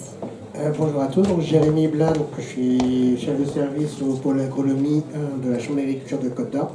Et moi je vais vous parler du biochar, donc par rapport à la fertilisation des digestats et des engrais minéraux, dans un projet partenaire financé par l'ADEME, où on a mesuré donc entre autres différents fertilisants et le biochar, parce que c'était une demande de nos groupes de développement, que je développerai après pourquoi on a fait ça. Et donc dans ce projet donc partenaire avec l'ADEME, donc c'était la 4e action de ce projet. Donc je vais vous parler donc, avant de vous parler du biochar, de ce qu'on a mesuré, c'est l'enjeu de la volatilisation. Pourquoi on a mis le biochar avec la volatilisation de l'ammoniac. Donc l'intérêt du biochar, donc là j'irai très vite parce que je vais être très redondant avec ce que mes prédécesseurs vous ont déjà présenté. Les essais au champ, donc on a mesuré directement en Côte d'Or à Bretonnière le biochar sur la volatilisation de l'ammoniac. Les résultats économiques, puisqu'on est une chambre d'agriculture, et l'idée c'est de regarder économiquement si c'est intéressant ou pas intéressant pour les agriculteurs, et les perspectives par rapport à ça. Les enjeux de la volatilisation, je dirais très vite, c'était une des questions de nos agriculteurs et ce qu'on travaille. 33% de la volatilisation est issue donc, des engrais minéraux et 14% par rapport donc au compost, fumier ou digesta. Et donc c'est un enjeu pour nous, l'environnement, et pour les agriculteurs, parce que ce qui n'est pas dans le sol n'est pas dans la plante et dans l'air, donc il y a une perte de revenus, une perte de rendement pour l'agriculteur. Donc c'était les enjeux qu'on voulait travailler. J'irai vite aussi là-dessus, c'est que depuis la guerre en Ukraine, donc on a une forte volatilité des prix. Et derrière, donc, les différents engrais minéraux qui sont utilisés, donc il y a l'ammonitrate, c'est le moins volatile. Les solutions azotées, c'est le deuxième moins volatile, mais il est quand même à 50% volatile. Et enfin les urées. Et donc on a constaté depuis 2022 que les urées étaient en forte progression dans notre département. Et donc forcément avec une volatilité qui était importante. Donc certes c'est moins cher pour l'agriculteur, mais c'est moins efficace pour l'agriculteur. Et donc c'était ces sujets-là qu'on voulait aborder dans notre projet. Ce qui a été présenté tout à l'heure, donc la volatilisation de l'ammoniac est liée surtout au climat, au sol, donc la CEC, le pH. Comme par hasard, le biochar, on parle du pH et de la CEC, donc il y a un lien entre le biochar et la volatilisation donc, au niveau du sol. Et donc pourquoi le biochar serait intéressant pour diminuer la volatilisation de l'ammoniac? Donc ça c'est un produit prometteur, hein, c'est ce qu'on a vu depuis tout à l'heure, donc c'est un charbon, c'est de la pyrolyse, donc c'est efficace ou a été efficace, enfin vérifié donc au champ, donc sur l'eau, sur les éléments fertilisants. Et donc nous on accompagne donc une douzaine de groupes de développement d'agriculteurs, donc on accompagne 300 agriculteurs sur le territoire et qui réfléchissent aux enjeux de demain. Et certains d'entre eux voulaient travailler le biochar, hein, donc il n'était pas question qu'ils mettent du biochar directement dans leur parcelle, parce qu'on ne sait pas ce qui peut se passer à long terme. Donc la Chambre d'agriculture a une parcelle expérimentale, donc on a décidé de mettre du biochar sur notre parcelle expérimentale pour en mesurer donc les effets et qu'est-ce qu'on peut en attendre. Donc ça, je vais aller très vite. Donc les possibilités de réduction d'émissions de gaz à effet de serre avec le stockage du carbone. Donc au départ, nous devions travailler avec Carbon Loop, qui est une start-up qui voulait faire de la pyrogénisation, dont on a parlé tout à l'heure, c'est de produire du gaz à le vendre avec un coproduit qui est le biochar. Donc ça, c'était le premier du projet. Derrière, ça pouvait donner du crédit carbone, comme on l'a expliqué tout à l'heure. On était bien sur de la pyrolyse de bois uniquement, en lente. Et donc ça a forcément donc, un stockage intéressant pour le crédit carbone. Donc ça se stocke dans les sols pendant un certain temps. Un potentiel de séquestration qui était assez intéressant. La composition du biochar, donc je ne reviendrai pas dessus non plus, ça a été vu depuis tout à l'heure. Donc il y a différents éléments très intéressants. Vous avez la photographie donc, au niveau du microscope, donc ce que c'est un biochar. Une structure, propriété physico-chimique intéressante pour la volatilisation de l'ammoniac, c'est ce qu'on verra après. Donc avec des choses intéressantes. Et donc forcément avec un effet biologique dans le sol. La capacité d'absorber les éléments du sol, donc ça c'est côté positif, hein, donc le biochar rétention des éléments du sol. Beaucoup d'analyses, donc ça a été expliqué, donc les méta-analyses, je ne vais pas revenir dessus, et les effets observés donc, sur la physiologie des plantes, des racines, meilleure efficience, etc., etc. Ce qu'il faut retenir, c'est que le biochar, donc, il peut être donc, un réservoir et un régulateur sur le sol, sur les éléments qu'on peut apporter. Sur la volatilité de l'ammoniac, donc c'est ça qui nous importait nous dans notre projet, donc il y a la possibilité de réduire l'ammoniac, donc en travaillant sur la partie NH3 évidemment. Dans la biblio, ce qu'on avait remarqué, donc, c'est que les fumiers de volaille, le compost et les pailles de blé avaient une forte volatilité et que le biochar pouvait le diminuer. Et donc on s'est posé la question sur les engrais minéraux et le digesteur, avaient-ils les mêmes actions? Donc pareil, le mécanisme pour réduire la volatilité, donc c'est le pH, l'absorption du NH3 et donc les effets donc, sur la partie microbienne. Et donc c'est les plus-values du biochar qu'on présente depuis tout à l'heure. Donc pour nous, donc, le biochar pouvait être un levier efficace donc, de réduction des pertes azotées, donc, et particulièrement donc, sur les sols argilo-calcaires que nous avons chez nous. L'impact positif, donc ça, je vais aller très vite, hein, donc l'effet sur la réserve utile, donc à voir ce qu'on peut amener donc, au niveau du biochar. Hein. Les effets attendus, donc amélioration de la disponibilité en eau, évidemment. Et donc le biochar, il faut raisonner, c'est une éponge, hein, il absorbe beaucoup de choses, il y a des choses qu'il va garder, et il y a des choses qu'il va libérer d'une façon ou d'une autre. C'est ça qu'on va mesurer. Donc j'ai été spoilé sur la présentation juste avant, donc je ne vais pas revenir dessus. Et c'est pour ça qu'on a voulu travailler le biochar par rapport à la volatilité de l'ammoniac. C'était sur la possibilité, donc le rendement biochar et engrais qui avait une action, et sur l'absorption d'azote par les plantes qui avait également une action. C'est ces deux facteurs-là qui nous intéressaient. Et donc les résultats de la volatilisation de l'ammoniac, donc on a travaillé avec INRAE Transfer donc, pour mettre du pH alpha, donc on a eu deux apports, donc les apports organiques, Donc un digesta sur biochar, digesta sans biochar, donc évidemment toujours avec le témoin, avec reprise air citri ou air rotatif donc à l'automne, et donc les apports minéraux donc au printemps, donc ammonitrate, urée et solution azotée pour voir ce qui pouvait être donc réellement volatilisé ou pas volatilisé. Donc ça c'est au bout de notre parcelle expérimentale qui est au bout des pistes de l'aéroport de Dijon, donc à Rouge, donc à Rouvre-en-Plaine plutôt, pardon. Donc on a essayé nos différentes bandes avec les capteurs alpha tout simplement. Le biochar que nous avons testé, à la base on devait travailler avec Urban Load, donc il y a eu un souci technique et qu'ils ont, comme souvent avec les startups, il peut y avoir des rebondissements. Donc il y a eu des rebondissements avec Urban Load.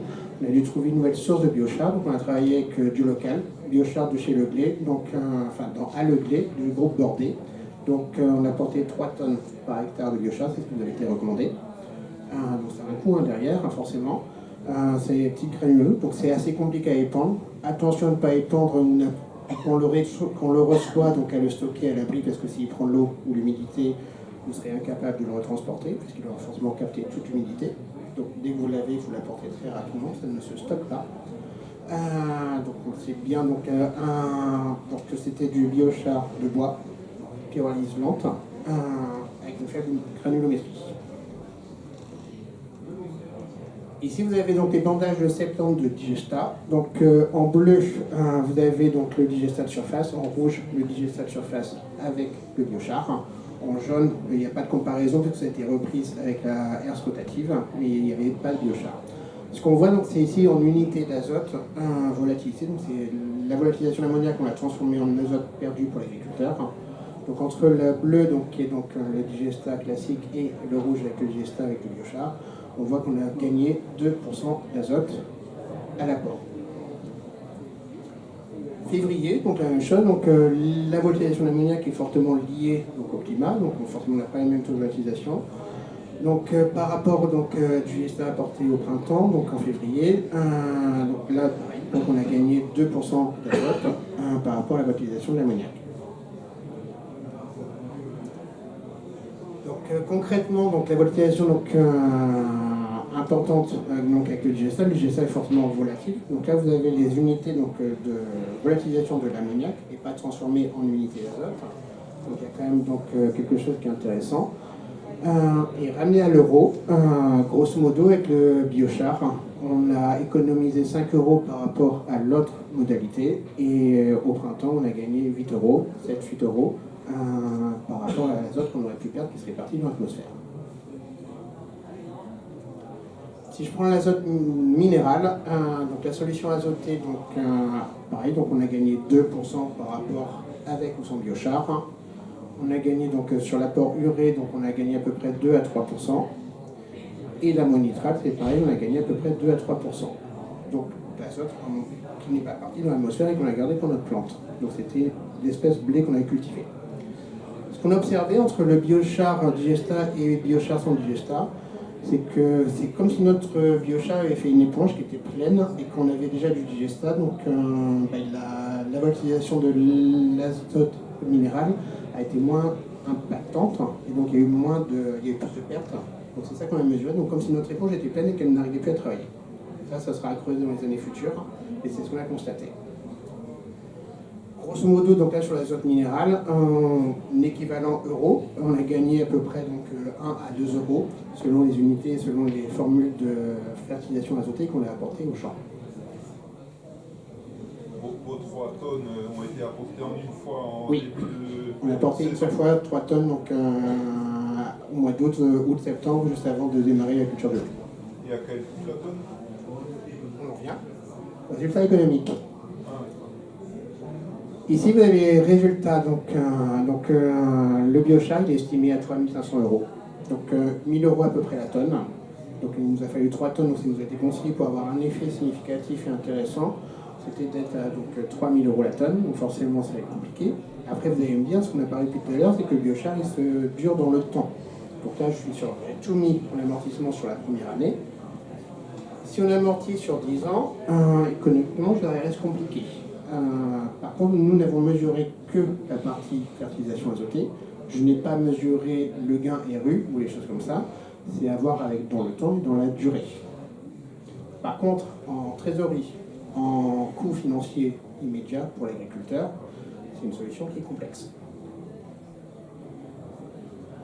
En équivalent, donc rendement net par rapport à des quintaux, donc biochar, donc le rendement, vous avez en bleu le rendement, en orange le rendement net fertilisation uniquement, et en gris donc le rendement avec le coût du biochar amorti en une seule année.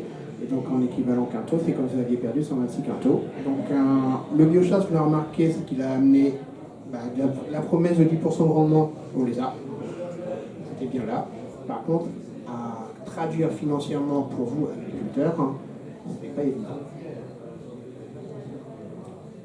Par contre, au niveau environnemental, c'est là que c'est intéressant. Le digesta, le digesta et le biochar, donc on a une faible volatilité, mais un coût ramené à l'azote très élevé. Donc là, c'est comme si on achetait de l'azote à 18 € l'unité. Donc pour l'environnement, certes, c'est bien, c'est moins volatile, mais ça coûte cher.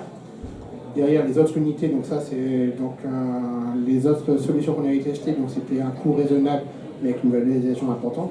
En abscisse, vous avez la valorisation et en ordonnée, le coût rendu à l'unité d'azote.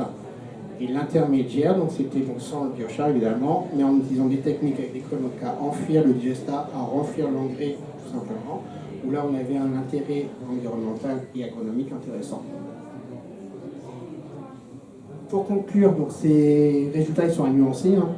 C'était pas une expérimentation répétée avec des micro-parcelles, c'était des grandes bandes expérimentales agriculteurs, donc il n'y a pas d'analyse statistique, c'est juste des grandes bandes avec une donnée qui vous donne juste une information à l'instant T. C'est ce qu'on fait avec des groupes de développement, c'est comme ça que je travaille avec les agriculteurs pour tester une solution, si elle est pertinente à utiliser ou pas. En cas de bonne pratique, est-ce que les résultats seraient les mêmes? Je ne sais pas. Donc le biochar, pour nous, il semble avoir un effet positif. Par contre, son coût actuel nous semble trop important à le généraliser. Et pour conclure, dans nos perspectives, c'est ce qu'on a dit depuis tout à l'heure, l'utilisation du biochar qui pourrait être intéressant dans une filière carbone. Il pourrait être payé par crédit carbone, c'est ce qui a été évoqué tout à l'heure. Donc à nuancer, un crédit carbone c'est 80 € tonne. Avec certains, ça peut aller un peu plus loin. Le biochar à 3 000 € de l'hectare. Donc si vous avez une exploitation de 100 hectares, je ne vous donne pas le coût. Donc le crédit carbone, donc est-ce qu'il peut payer cette filière-là? Je ne sais pas, mais dans le schéma actuel, ça me semble compromis. On a vu qu'il y avait un effet sur l'environnement, donc une diminution de la volatilité. Donc est-ce que ça pourrait être utilisé dans des PSE? Donc les PSE, c'est des plans de services environnementaux. Donc on paye les agriculteurs pour améliorer la qualité de l'air, améliorer la qualité de l'eau, améliorer la qualité des sols. Ça pourrait être une piste, donc en externalité positive pour l'environnement, donc l'utilisation du biochar, ça serait une perspective potentielle. À nous encore maintenant de mesurer donc, le gain de rendement et les autres co-bénéfices, c'est ce qu'on n'a pas fait dans cette étude-là, c'est ce qu'on fera dans les autres études qu'on aura à suivre notre biochar sur notre parcelle expérimentale. S'assurer que le biochar n'a pas d'effet contre-productif dans la durée, c'est pour ça qu'on voulait que ça soit sur notre parcelle expérimentale et pas directement chez un agriculteur, qui aurait donc des complications à terme. Et enfin, c'est ce qu'a dit mon prédécesseur, donc c'est créer une filière de biochar, donc elle est à structurer et à normaliser, quel que soit donc avec l'origine du produit. Le biochar, il y a différents types de biochar, différents coûts et différentes pyrolyses. Donc c'est ça qui est également à construire. Et pour nous, chambre d'agriculture aujourd'hui, donc une utilisation agricole, donc le modèle économique qui doit être repensé dans l'État, donc ce n'est pas une solution pour l'agriculture à l'instant T. Je suis bon timing. Merci.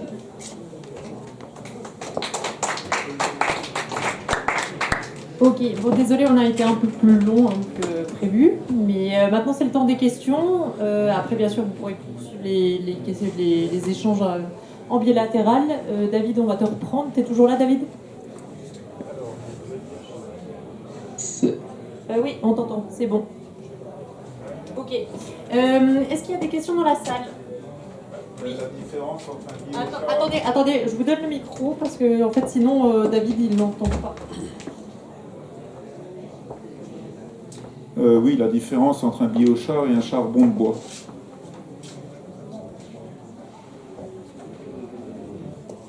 David, tu veux répondre? Je veux bien.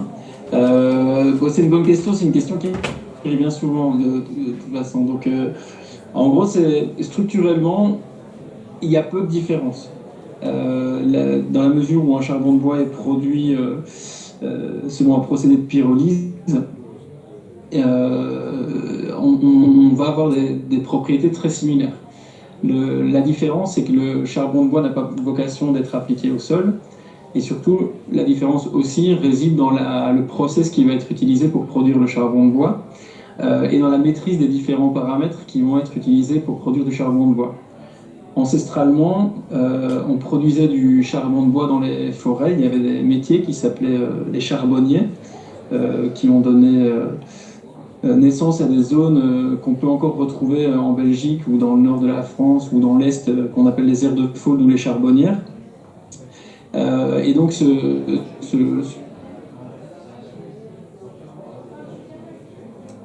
David, on t'a perdu. Quelqu'un prend la relève de ce côté-là? Vous voulez rajouter quelque chose le temps qu'on retrouve David ou pas?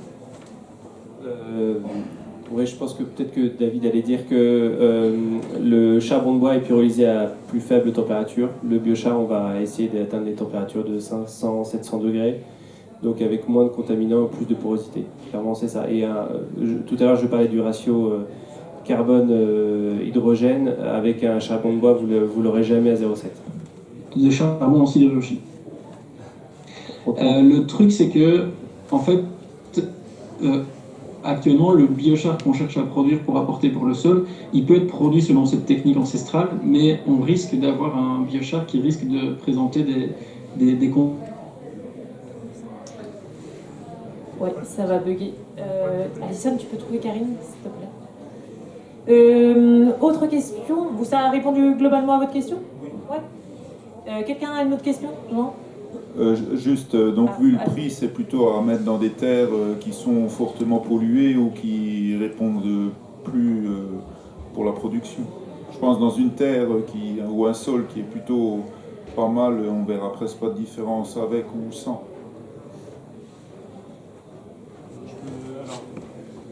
Un élément de réponse, ça va dépendre effectivement. Je réponds par rapport au public parce que sur les grandes cultures, j'ai pas vraiment de référentiel. Mais le fait est que les effets les plus significatifs sont forcément observés quand on se place dans les conditions idéales. Et typiquement, je prends la caricature. Si on apporte du biochar, donc qui est très alcalin avec toutes les propriétés intrinsèques qu'on a évoquées sur un sol acide et pauvre, c'est là qu'on va bénéficier de la panoplie d'effets du biochar, et donc on va constater probablement des gains sur le rendement, la biodisponibilité du phosphore, etc., etc. Forcément, si on va sur un sol qui n'a pas de problème, faire ce que les Anglais appellent du problem solving, essayer ça n'aura pas de sens ni technique, ni économique.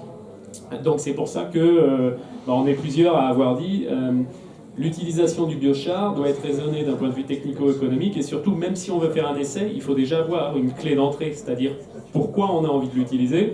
Si c'est juste pour tester, mais qu'on y va un peu la fleur au fusil en sachant pas trop sur quel type de parcelle, ou si on a réellement une problématique. Est-ce que la problématique c'est l'eau? Est-ce que c'est l'érosion? Est-ce que c'est la pauvreté du sol, la baisse de productivité d'un sol qui a été travaillé pendant des années et des années? Je pense que c'est déjà ça qu'il faut avoir comme cahier des charges pour savoir vers quel type d'essai de biochar, et puis ensuite quel type de biochar, quelle dose on utilise. Je ne sais pas si ça répond tout à fait à votre question.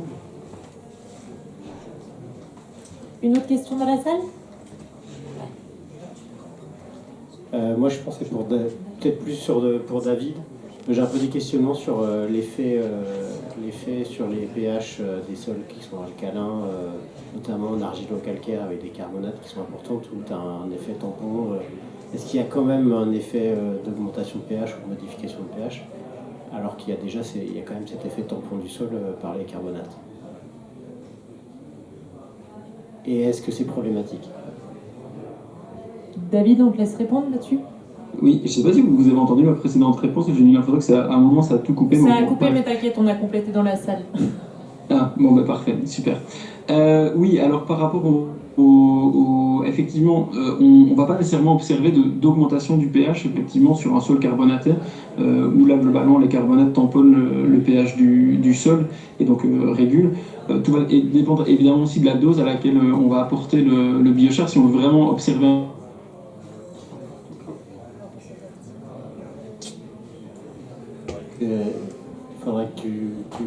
coupe l'image, parce qu'on n'a pas, on a plus de son. Karim, tu peux couper l'image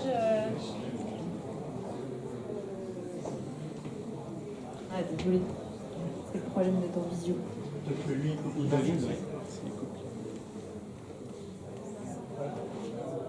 Ah oui, ok. Vous voulez... Quelqu'un a un avis entre vous trois là-dessus ou pas? On se connaît et du coup, je ne sais pas si je vais t'apporter plus d'éléments de réponse que précédemment, mais comme David, c'est revenu. Ça coupe, hein. Ça a encore coupé. Oui, mais... dommage. Je ne sais pas si vous m'entendez. Si. Ah, on t'entend là, on t'entend.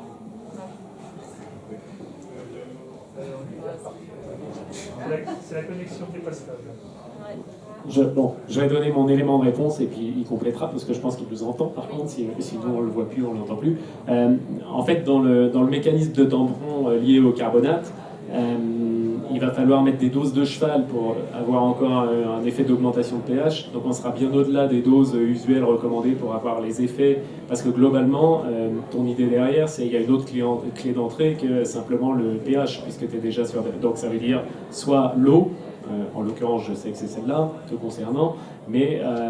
ça veut dire qu'on a aussi des outils en viticulture qu'on n'a peut-être pas dans d'autres... je ne connais pas les autres productions aussi finement, mais du coup ça veut dire que dans le choix de la nature du porte-greffe, on va pouvoir se poser la question tant sur la résistance au CaSO3 qu'au type de système racinaire plus plongeant ou non. Et donc en faisant le choix, en tout cas si c'est un essai à la plantation, en faisant le choix du bon couple porte-greffe, greffon, on va pouvoir minimiser ce risque-là, quoi. Et donc de toute façon, en étant raisonnable sur les doses d'apport, on va pouvoir se permettre de faire un essai qui a du sens. Oui.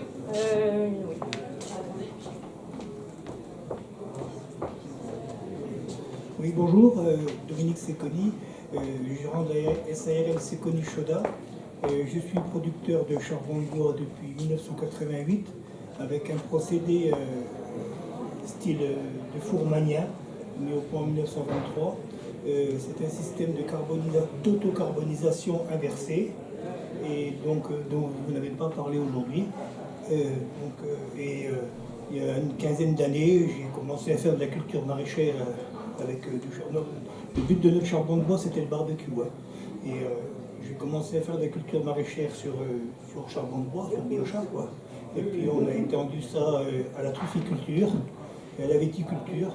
Et on a obtenu des résultats, mais dans l'empirisme, hein, sans calcul scientifique. Vous voulez préciser, c'était pour apporter un témoignage des résultats par rapport à quoi alors? Parce que vous n'avez pas évoqué ce mode de production dans votre exposé. Voilà. C'est quoi la différence? La différence, c'est qu'on est en carbonisation inversée, c'est-à-dire qu'on travaille avec plus d'une atmosphère de pression et il n'y a rien ne sort par la partie supérieure du four. C'est-à-dire que les admissions, les échappements se font par le bas du four.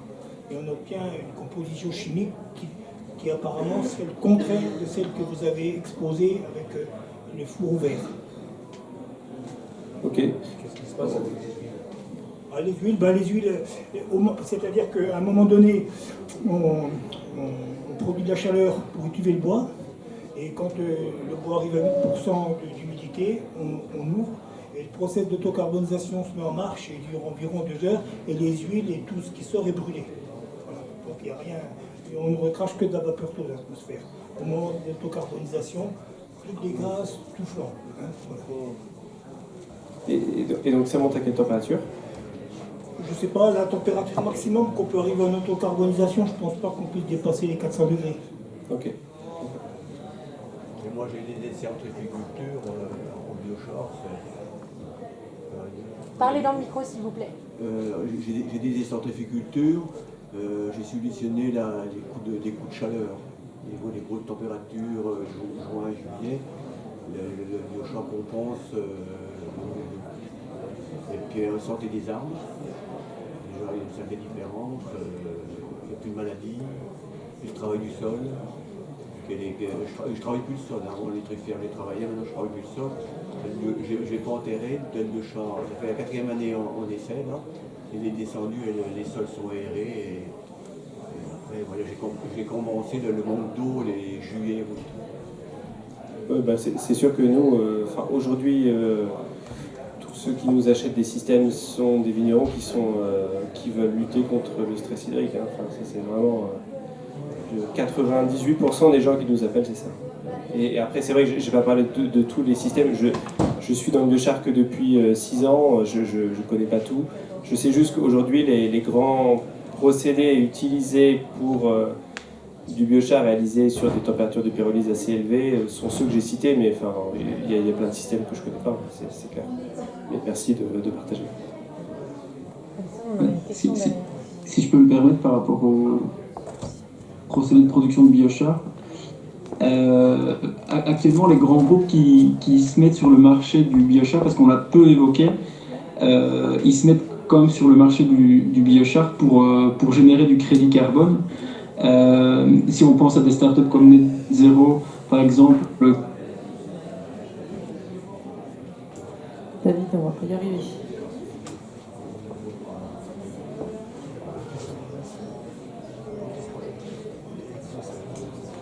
Oui, on va prendre une autre question. Je suis vraiment désolée pour ces problèmes techniques. Madame, je vous laisse. Oui, alors moi je pense que les personnes qui sont présentes dans la salle, qui ont présenté pour répondre à la question, c'était quels étaient les liens entre le biochar et les contaminants ou les polluants des sols. Par exemple, quelles étaient les interrelations bénéfiques ou négatives sur les taux, par exemple, pour la vigne du sulfite. Lorsqu'on utilise du biochar, est-ce que ça les diminue, est-ce que ça les concentre, est-ce que ça les maintient sur les parcelles? Pareil pour les autres polluants chimiques qu'on peut retrouver dans les sols, comme les PFAS. Sur la première partie de la question, je ne peux pas vous répondre. Sur la deuxième partie, donc les PFAS, donc la Chambre de Côte d'Or va travailler dessus dès cette année. Et donc on va mesurer, nous, sur notre parcelle expérimentale, donc les analyses de PFAS par rapport au biochar. Et là où il n'y a pas de biochar, donc je vous invite à regarder notre site internet d'ici 2-3 ans. Mais on aura des éléments par rapport au PFAS. Et c'est une question qu'on s'est posée, est-ce que le carbone du biochar aurait une action par rapport à ça? Mais aujourd'hui, la Biblio ne dit rien du tout. Et par rapport au sulfite des vignes et biochar? Alors, j'ai des éléments de réponse. Je pense que ce n'est pas les sulfites, c'est plutôt le cuivre, du coup, dont vous parliez dans les sols viticoles. La contamination des sols viticoles par le cuivre. Il se trouve qu'il y a des études qui ont montré des effets directs et indirects. Donc, encore une fois, c'est quelquefois un peu difficile à lire. La contamination des sols viticoles par le cuivre est une réelle problématique, quels que soient les vignobles. Et en particulier, ça paraît un peu paradoxal, mais depuis l'émergence et l'expansion du bio, puisque c'est justement finalement la molécule un peu clé, hein, on est assez démunis en produits de traitement, si on sort de ce contexte. Il se trouve qu'il y a 2 études. Il y a une étude qui a montré un effet, alors je ne sais plus où elle a été menée, mais j'ai les références que je pourrais transmettre, qui a montré un effet direct par l'effet de chélation des métaux, qui faisait que finalement ça retenait le cuivre et ça diminuait la toxicité dans des sols qui étaient déjà bien chargés, je dirais, en cuivre. Et il y a un autre effet qui est indirect, c'est que finalement, comme ça favorisait aussi, dans une seconde étude, les cultures d'interrang, vous savez, les engrais verts ou justement l'enherbement naturel ou semi-naturel piloté qui est dans les rangs de vignes. En fait, ce cuivre était finalement utilisé aussi par ces plantes-là et du coup moins utilisé, si vous voulez, par les vignes. Donc indirectement, ça permettait de juguler un peu le taux de cuivre et sa toxicité, qu'elle soit directe ou indirecte, dans les sols viticoles. Après, la question qui se pose, c'est sur le long terme, parce qu'il y a un mécanisme de chélation, donc d'absorption du cuivre, il a aussi un potentiel relargage. Ce qu'il faut se poser réellement comme question par rapport à ça, c'est est-ce qu'il vaut mieux que ce cuivre soit chélaté sur le biochar qu'on a apporté, ou alors qu'il soit lessivé par les pluies successives lors des traitements, et puis qu'il pénètre dans le sol et qu'il aille directement dans les nappes phréatiques? Donc là, la question reste ouverte, quoi. C'est pas si simple. Dans le temps, en fait, vous avez des études qui montrent que le cuivre chélaté reste chélaté pendant 10 ans, par exemple 10-20 ans? Non, là-dessus, j'ai pas. Enfin, moi, en tout cas, j'ai pas vu d'éléments et d'études qui étaient aussi longues, en tout cas sur cet aspect-là, sur l'aspect remédiation du cuivre dans les sols viticoles par le biochar. Et dans les sols pauvres, comme on a vu sur les résultats dans l'Oise, on voyait une amélioration des sols par l'utilisation du biochar dans les territoires de l'Oise. Quels sont les résultats par rapport aux polluants chimiques qui ont été apportés à ces sols pauvres? David, on te laisse. Coupe par contre, s'il te plaît, ta caméra pour essayer de tenter une réponse. S'il te plaît, merci. Ça marche. Ok. Alors moi, je vais juste d'abord répondre sur la question des contaminants parce que j'ai travaillé beaucoup à la base quand j'étais en thèse en 2010. J'ai travaillé sur l'impact des biochars sur les contaminants métalliques, donc avec le cuivre, mais aussi zinc, cadmium, plomb. Globalement, ce qui est important quand on étudie l'effet du biochar sur les métaux, c'est qu'on a deux effets différents. On a un effet qui est lié au fait que le biochar a tendance à augmenter le pH. Et donc, quand on est dans des situations où les pH sont plus élevés, la mobilité des métaux se réduit. Donc, la disponibilité également, la toxicité également. Et ça, c'est important parce que, en fait, on est sur des effets qui sont globalement, on va dire, court, voire moyen terme, puisque naturellement, un sol a tendance à se réacidifier. Et donc, nous, on a mis en place des expérimentations pour voir justement l'effet de la réacidification du sol sur la libération des métaux qui avaient été précédemment fixés. Et en fait, quand le sol se réacidifie, les métaux sont à nouveau libérés, alors qu'ils avaient été immobilisés par l'apport du biochar. Et donc ça, c'est vraiment important, c'est que si on veut qu'on ait des processus de chélation, c'est-à-dire vraiment des processus de liaison forte, de type covalente, par exemple, entre les biochars et les métaux, il faut limiter à tout prix l'effet pH qui peut être premier quand on apporte du biochar. Après, sur les phénomènes de complexation, on est quand même sur la complexation qui est difficilement réversible. Donc, quand on a de la complexation sur des métaux, par exemple sur les groupes phénoliques d'un biochar, cette complexation, elle est quasi irréversible. Donc, on va quand même stocker sur du long terme le cuivre avec peu de possibilités de remobilisation. Donc ça, c'est juste pour donner un peu d'éléments supplémentaires sur les effets sur les métaux. Mais vraiment, ce qu'il faut faire attention, c'est qu'on a un effet pH immobilisateur au début qui peut ne pas être pérenne, par contre, si le sol venait à se réacidifier ou si, par exemple, la racine acidifie la rhizosphère pour assurer ses besoins nutritifs, par exemple. Après, pour le deuxième point, alors les sols pauvres de l'Oise, je ne les qualifierais pas de pauvres, je les qualifierais de pauvres en matière organique, mais par contre, les sols sur lesquels on a fait nos essais étaient quand même riches en nutriments, mais sur des limons profonds, avec un historique de fertilisation assez intense. Donc, d'un point de vue pauvre en éléments nutritifs, on ne peut pas les qualifier de pauvres. On a des rendements qui sont assez élevés, voire généralement supérieurs à la moyenne. Donc, par contre, il y a très peu de matière organique et donc, du coup, quand on apporte du biochar, mais ça pourrait être aussi du compost ou d'autres types d'amendements exogènes, on a immédiatement quasi une augmentation de la concentration de matière organique dans le sol. Après, la question est de savoir si cette augmentation reste dans le temps. C'est probablement le cas avec des matières récalcitrantes comme le biochar, mais pas avec des composts ou des fumiers, des pieds, des poux, par exemple. On va prendre une dernière question et après je vous laisserai en bilatéral, on restera peut-être aussi avec David, mais pour libérer certains intervenants, je crois que vous avez des contraintes. On prend une dernière question. Quand on fabrique notre charbon de bois, on ne l'éteint jamais avec de l'eau. On l'éteint, c'est le dioxyde de carbone qui est à l'intérieur des cuves. On ferme avec de la terre et on le laisse se stabiliser parce qu'au début c'est un produit instable. J'ai vu que vous faisiez du charbon de bois dans des cuves et que vous l'arrosiez. Est-ce que le fait de lui faire subir un choc thermique peut le changer chimiquement?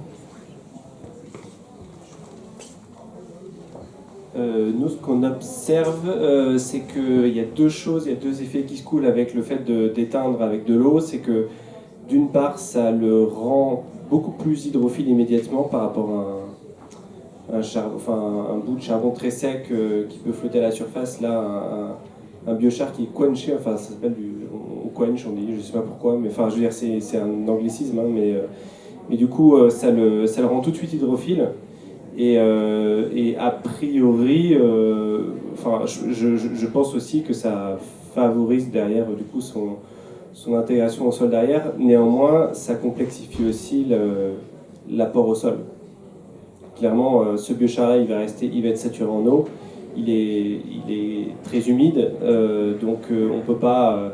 Si on essaie de le broyer, on va faire de la pâte. Donc c'est clair que c'est un inconvénient. Enfin, après, les travaux de Hans-Peter Schmidt, qui étaient mentionnés dans une présentation, qui a beaucoup travaillé sur ces systèmes, montraient aussi que, a priori, le fait d'arrêter avec de l'eau, ça génère de la vapeur d'eau, il y a une sorte d'activation qui augmente la porosité et qui aussi ferait partir certains goudrons résiduels. Voilà, ça c'est uniquement ce qu'on dit. Je ne l'ai pas vérifié moi-même. L'important, c'est quand même de charger en eau de pluie, parce qu'en eau de pluie, elle est quand même plus riche que l'eau minérale. L'important, c'est de récupérer l'eau de pluie, parce que les eaux de pluie apportent énormément en azote, en un tas de choses très riches. Alors que si vous l'amenez directement de l'eau minérale, ça n'a rien à voir avec de l'eau de pluie, si vous voulez. Donc l'apport au sol, vous avez 50 kg d'azote à l'hectare qui tombe par an avec la pluie. Si le charbon est sec, il va prendre cet azote. S'il est déjà mouillé, il ne va rien prendre du tout. Oui, après, vous pouvez l'arrêter avec de l'eau de pluie, hein, enfin stocker de l'eau de pluie. Mais ouais, enfin, j'avoue que sur ces aspects-là, on n'a pas assez fait d'essais. Tu veux rajouter quelque chose? Non, juste une petite nuance sur l'eau de pluie. L'eau de pluie, elle est aussi extrêmement riche en polluants atmosphériques. Donc, dans la balance des deux, il faut faire éventuellement une petite analyse préalable avant de l'utiliser. Ok, je suis désolée, je vais devoir clôturer cette conférence. Merci à tous, merci à tous les intervenants. Merci David d'avoir été en visio et désolé pour les petits cafouillages techniques. C'est pas facile forcément de refaire ça. Merci à tous et de toute façon on rediffusera la conférence, on vous donnera accès bien sûr au support de présentation et voilà, après si vous voulez les contacts des différents intervenants, je vous laisse discuter avec eux et je vous donnerai les contacts, il n'y a pas de souci. Bonne journée à vous, merci beaucoup.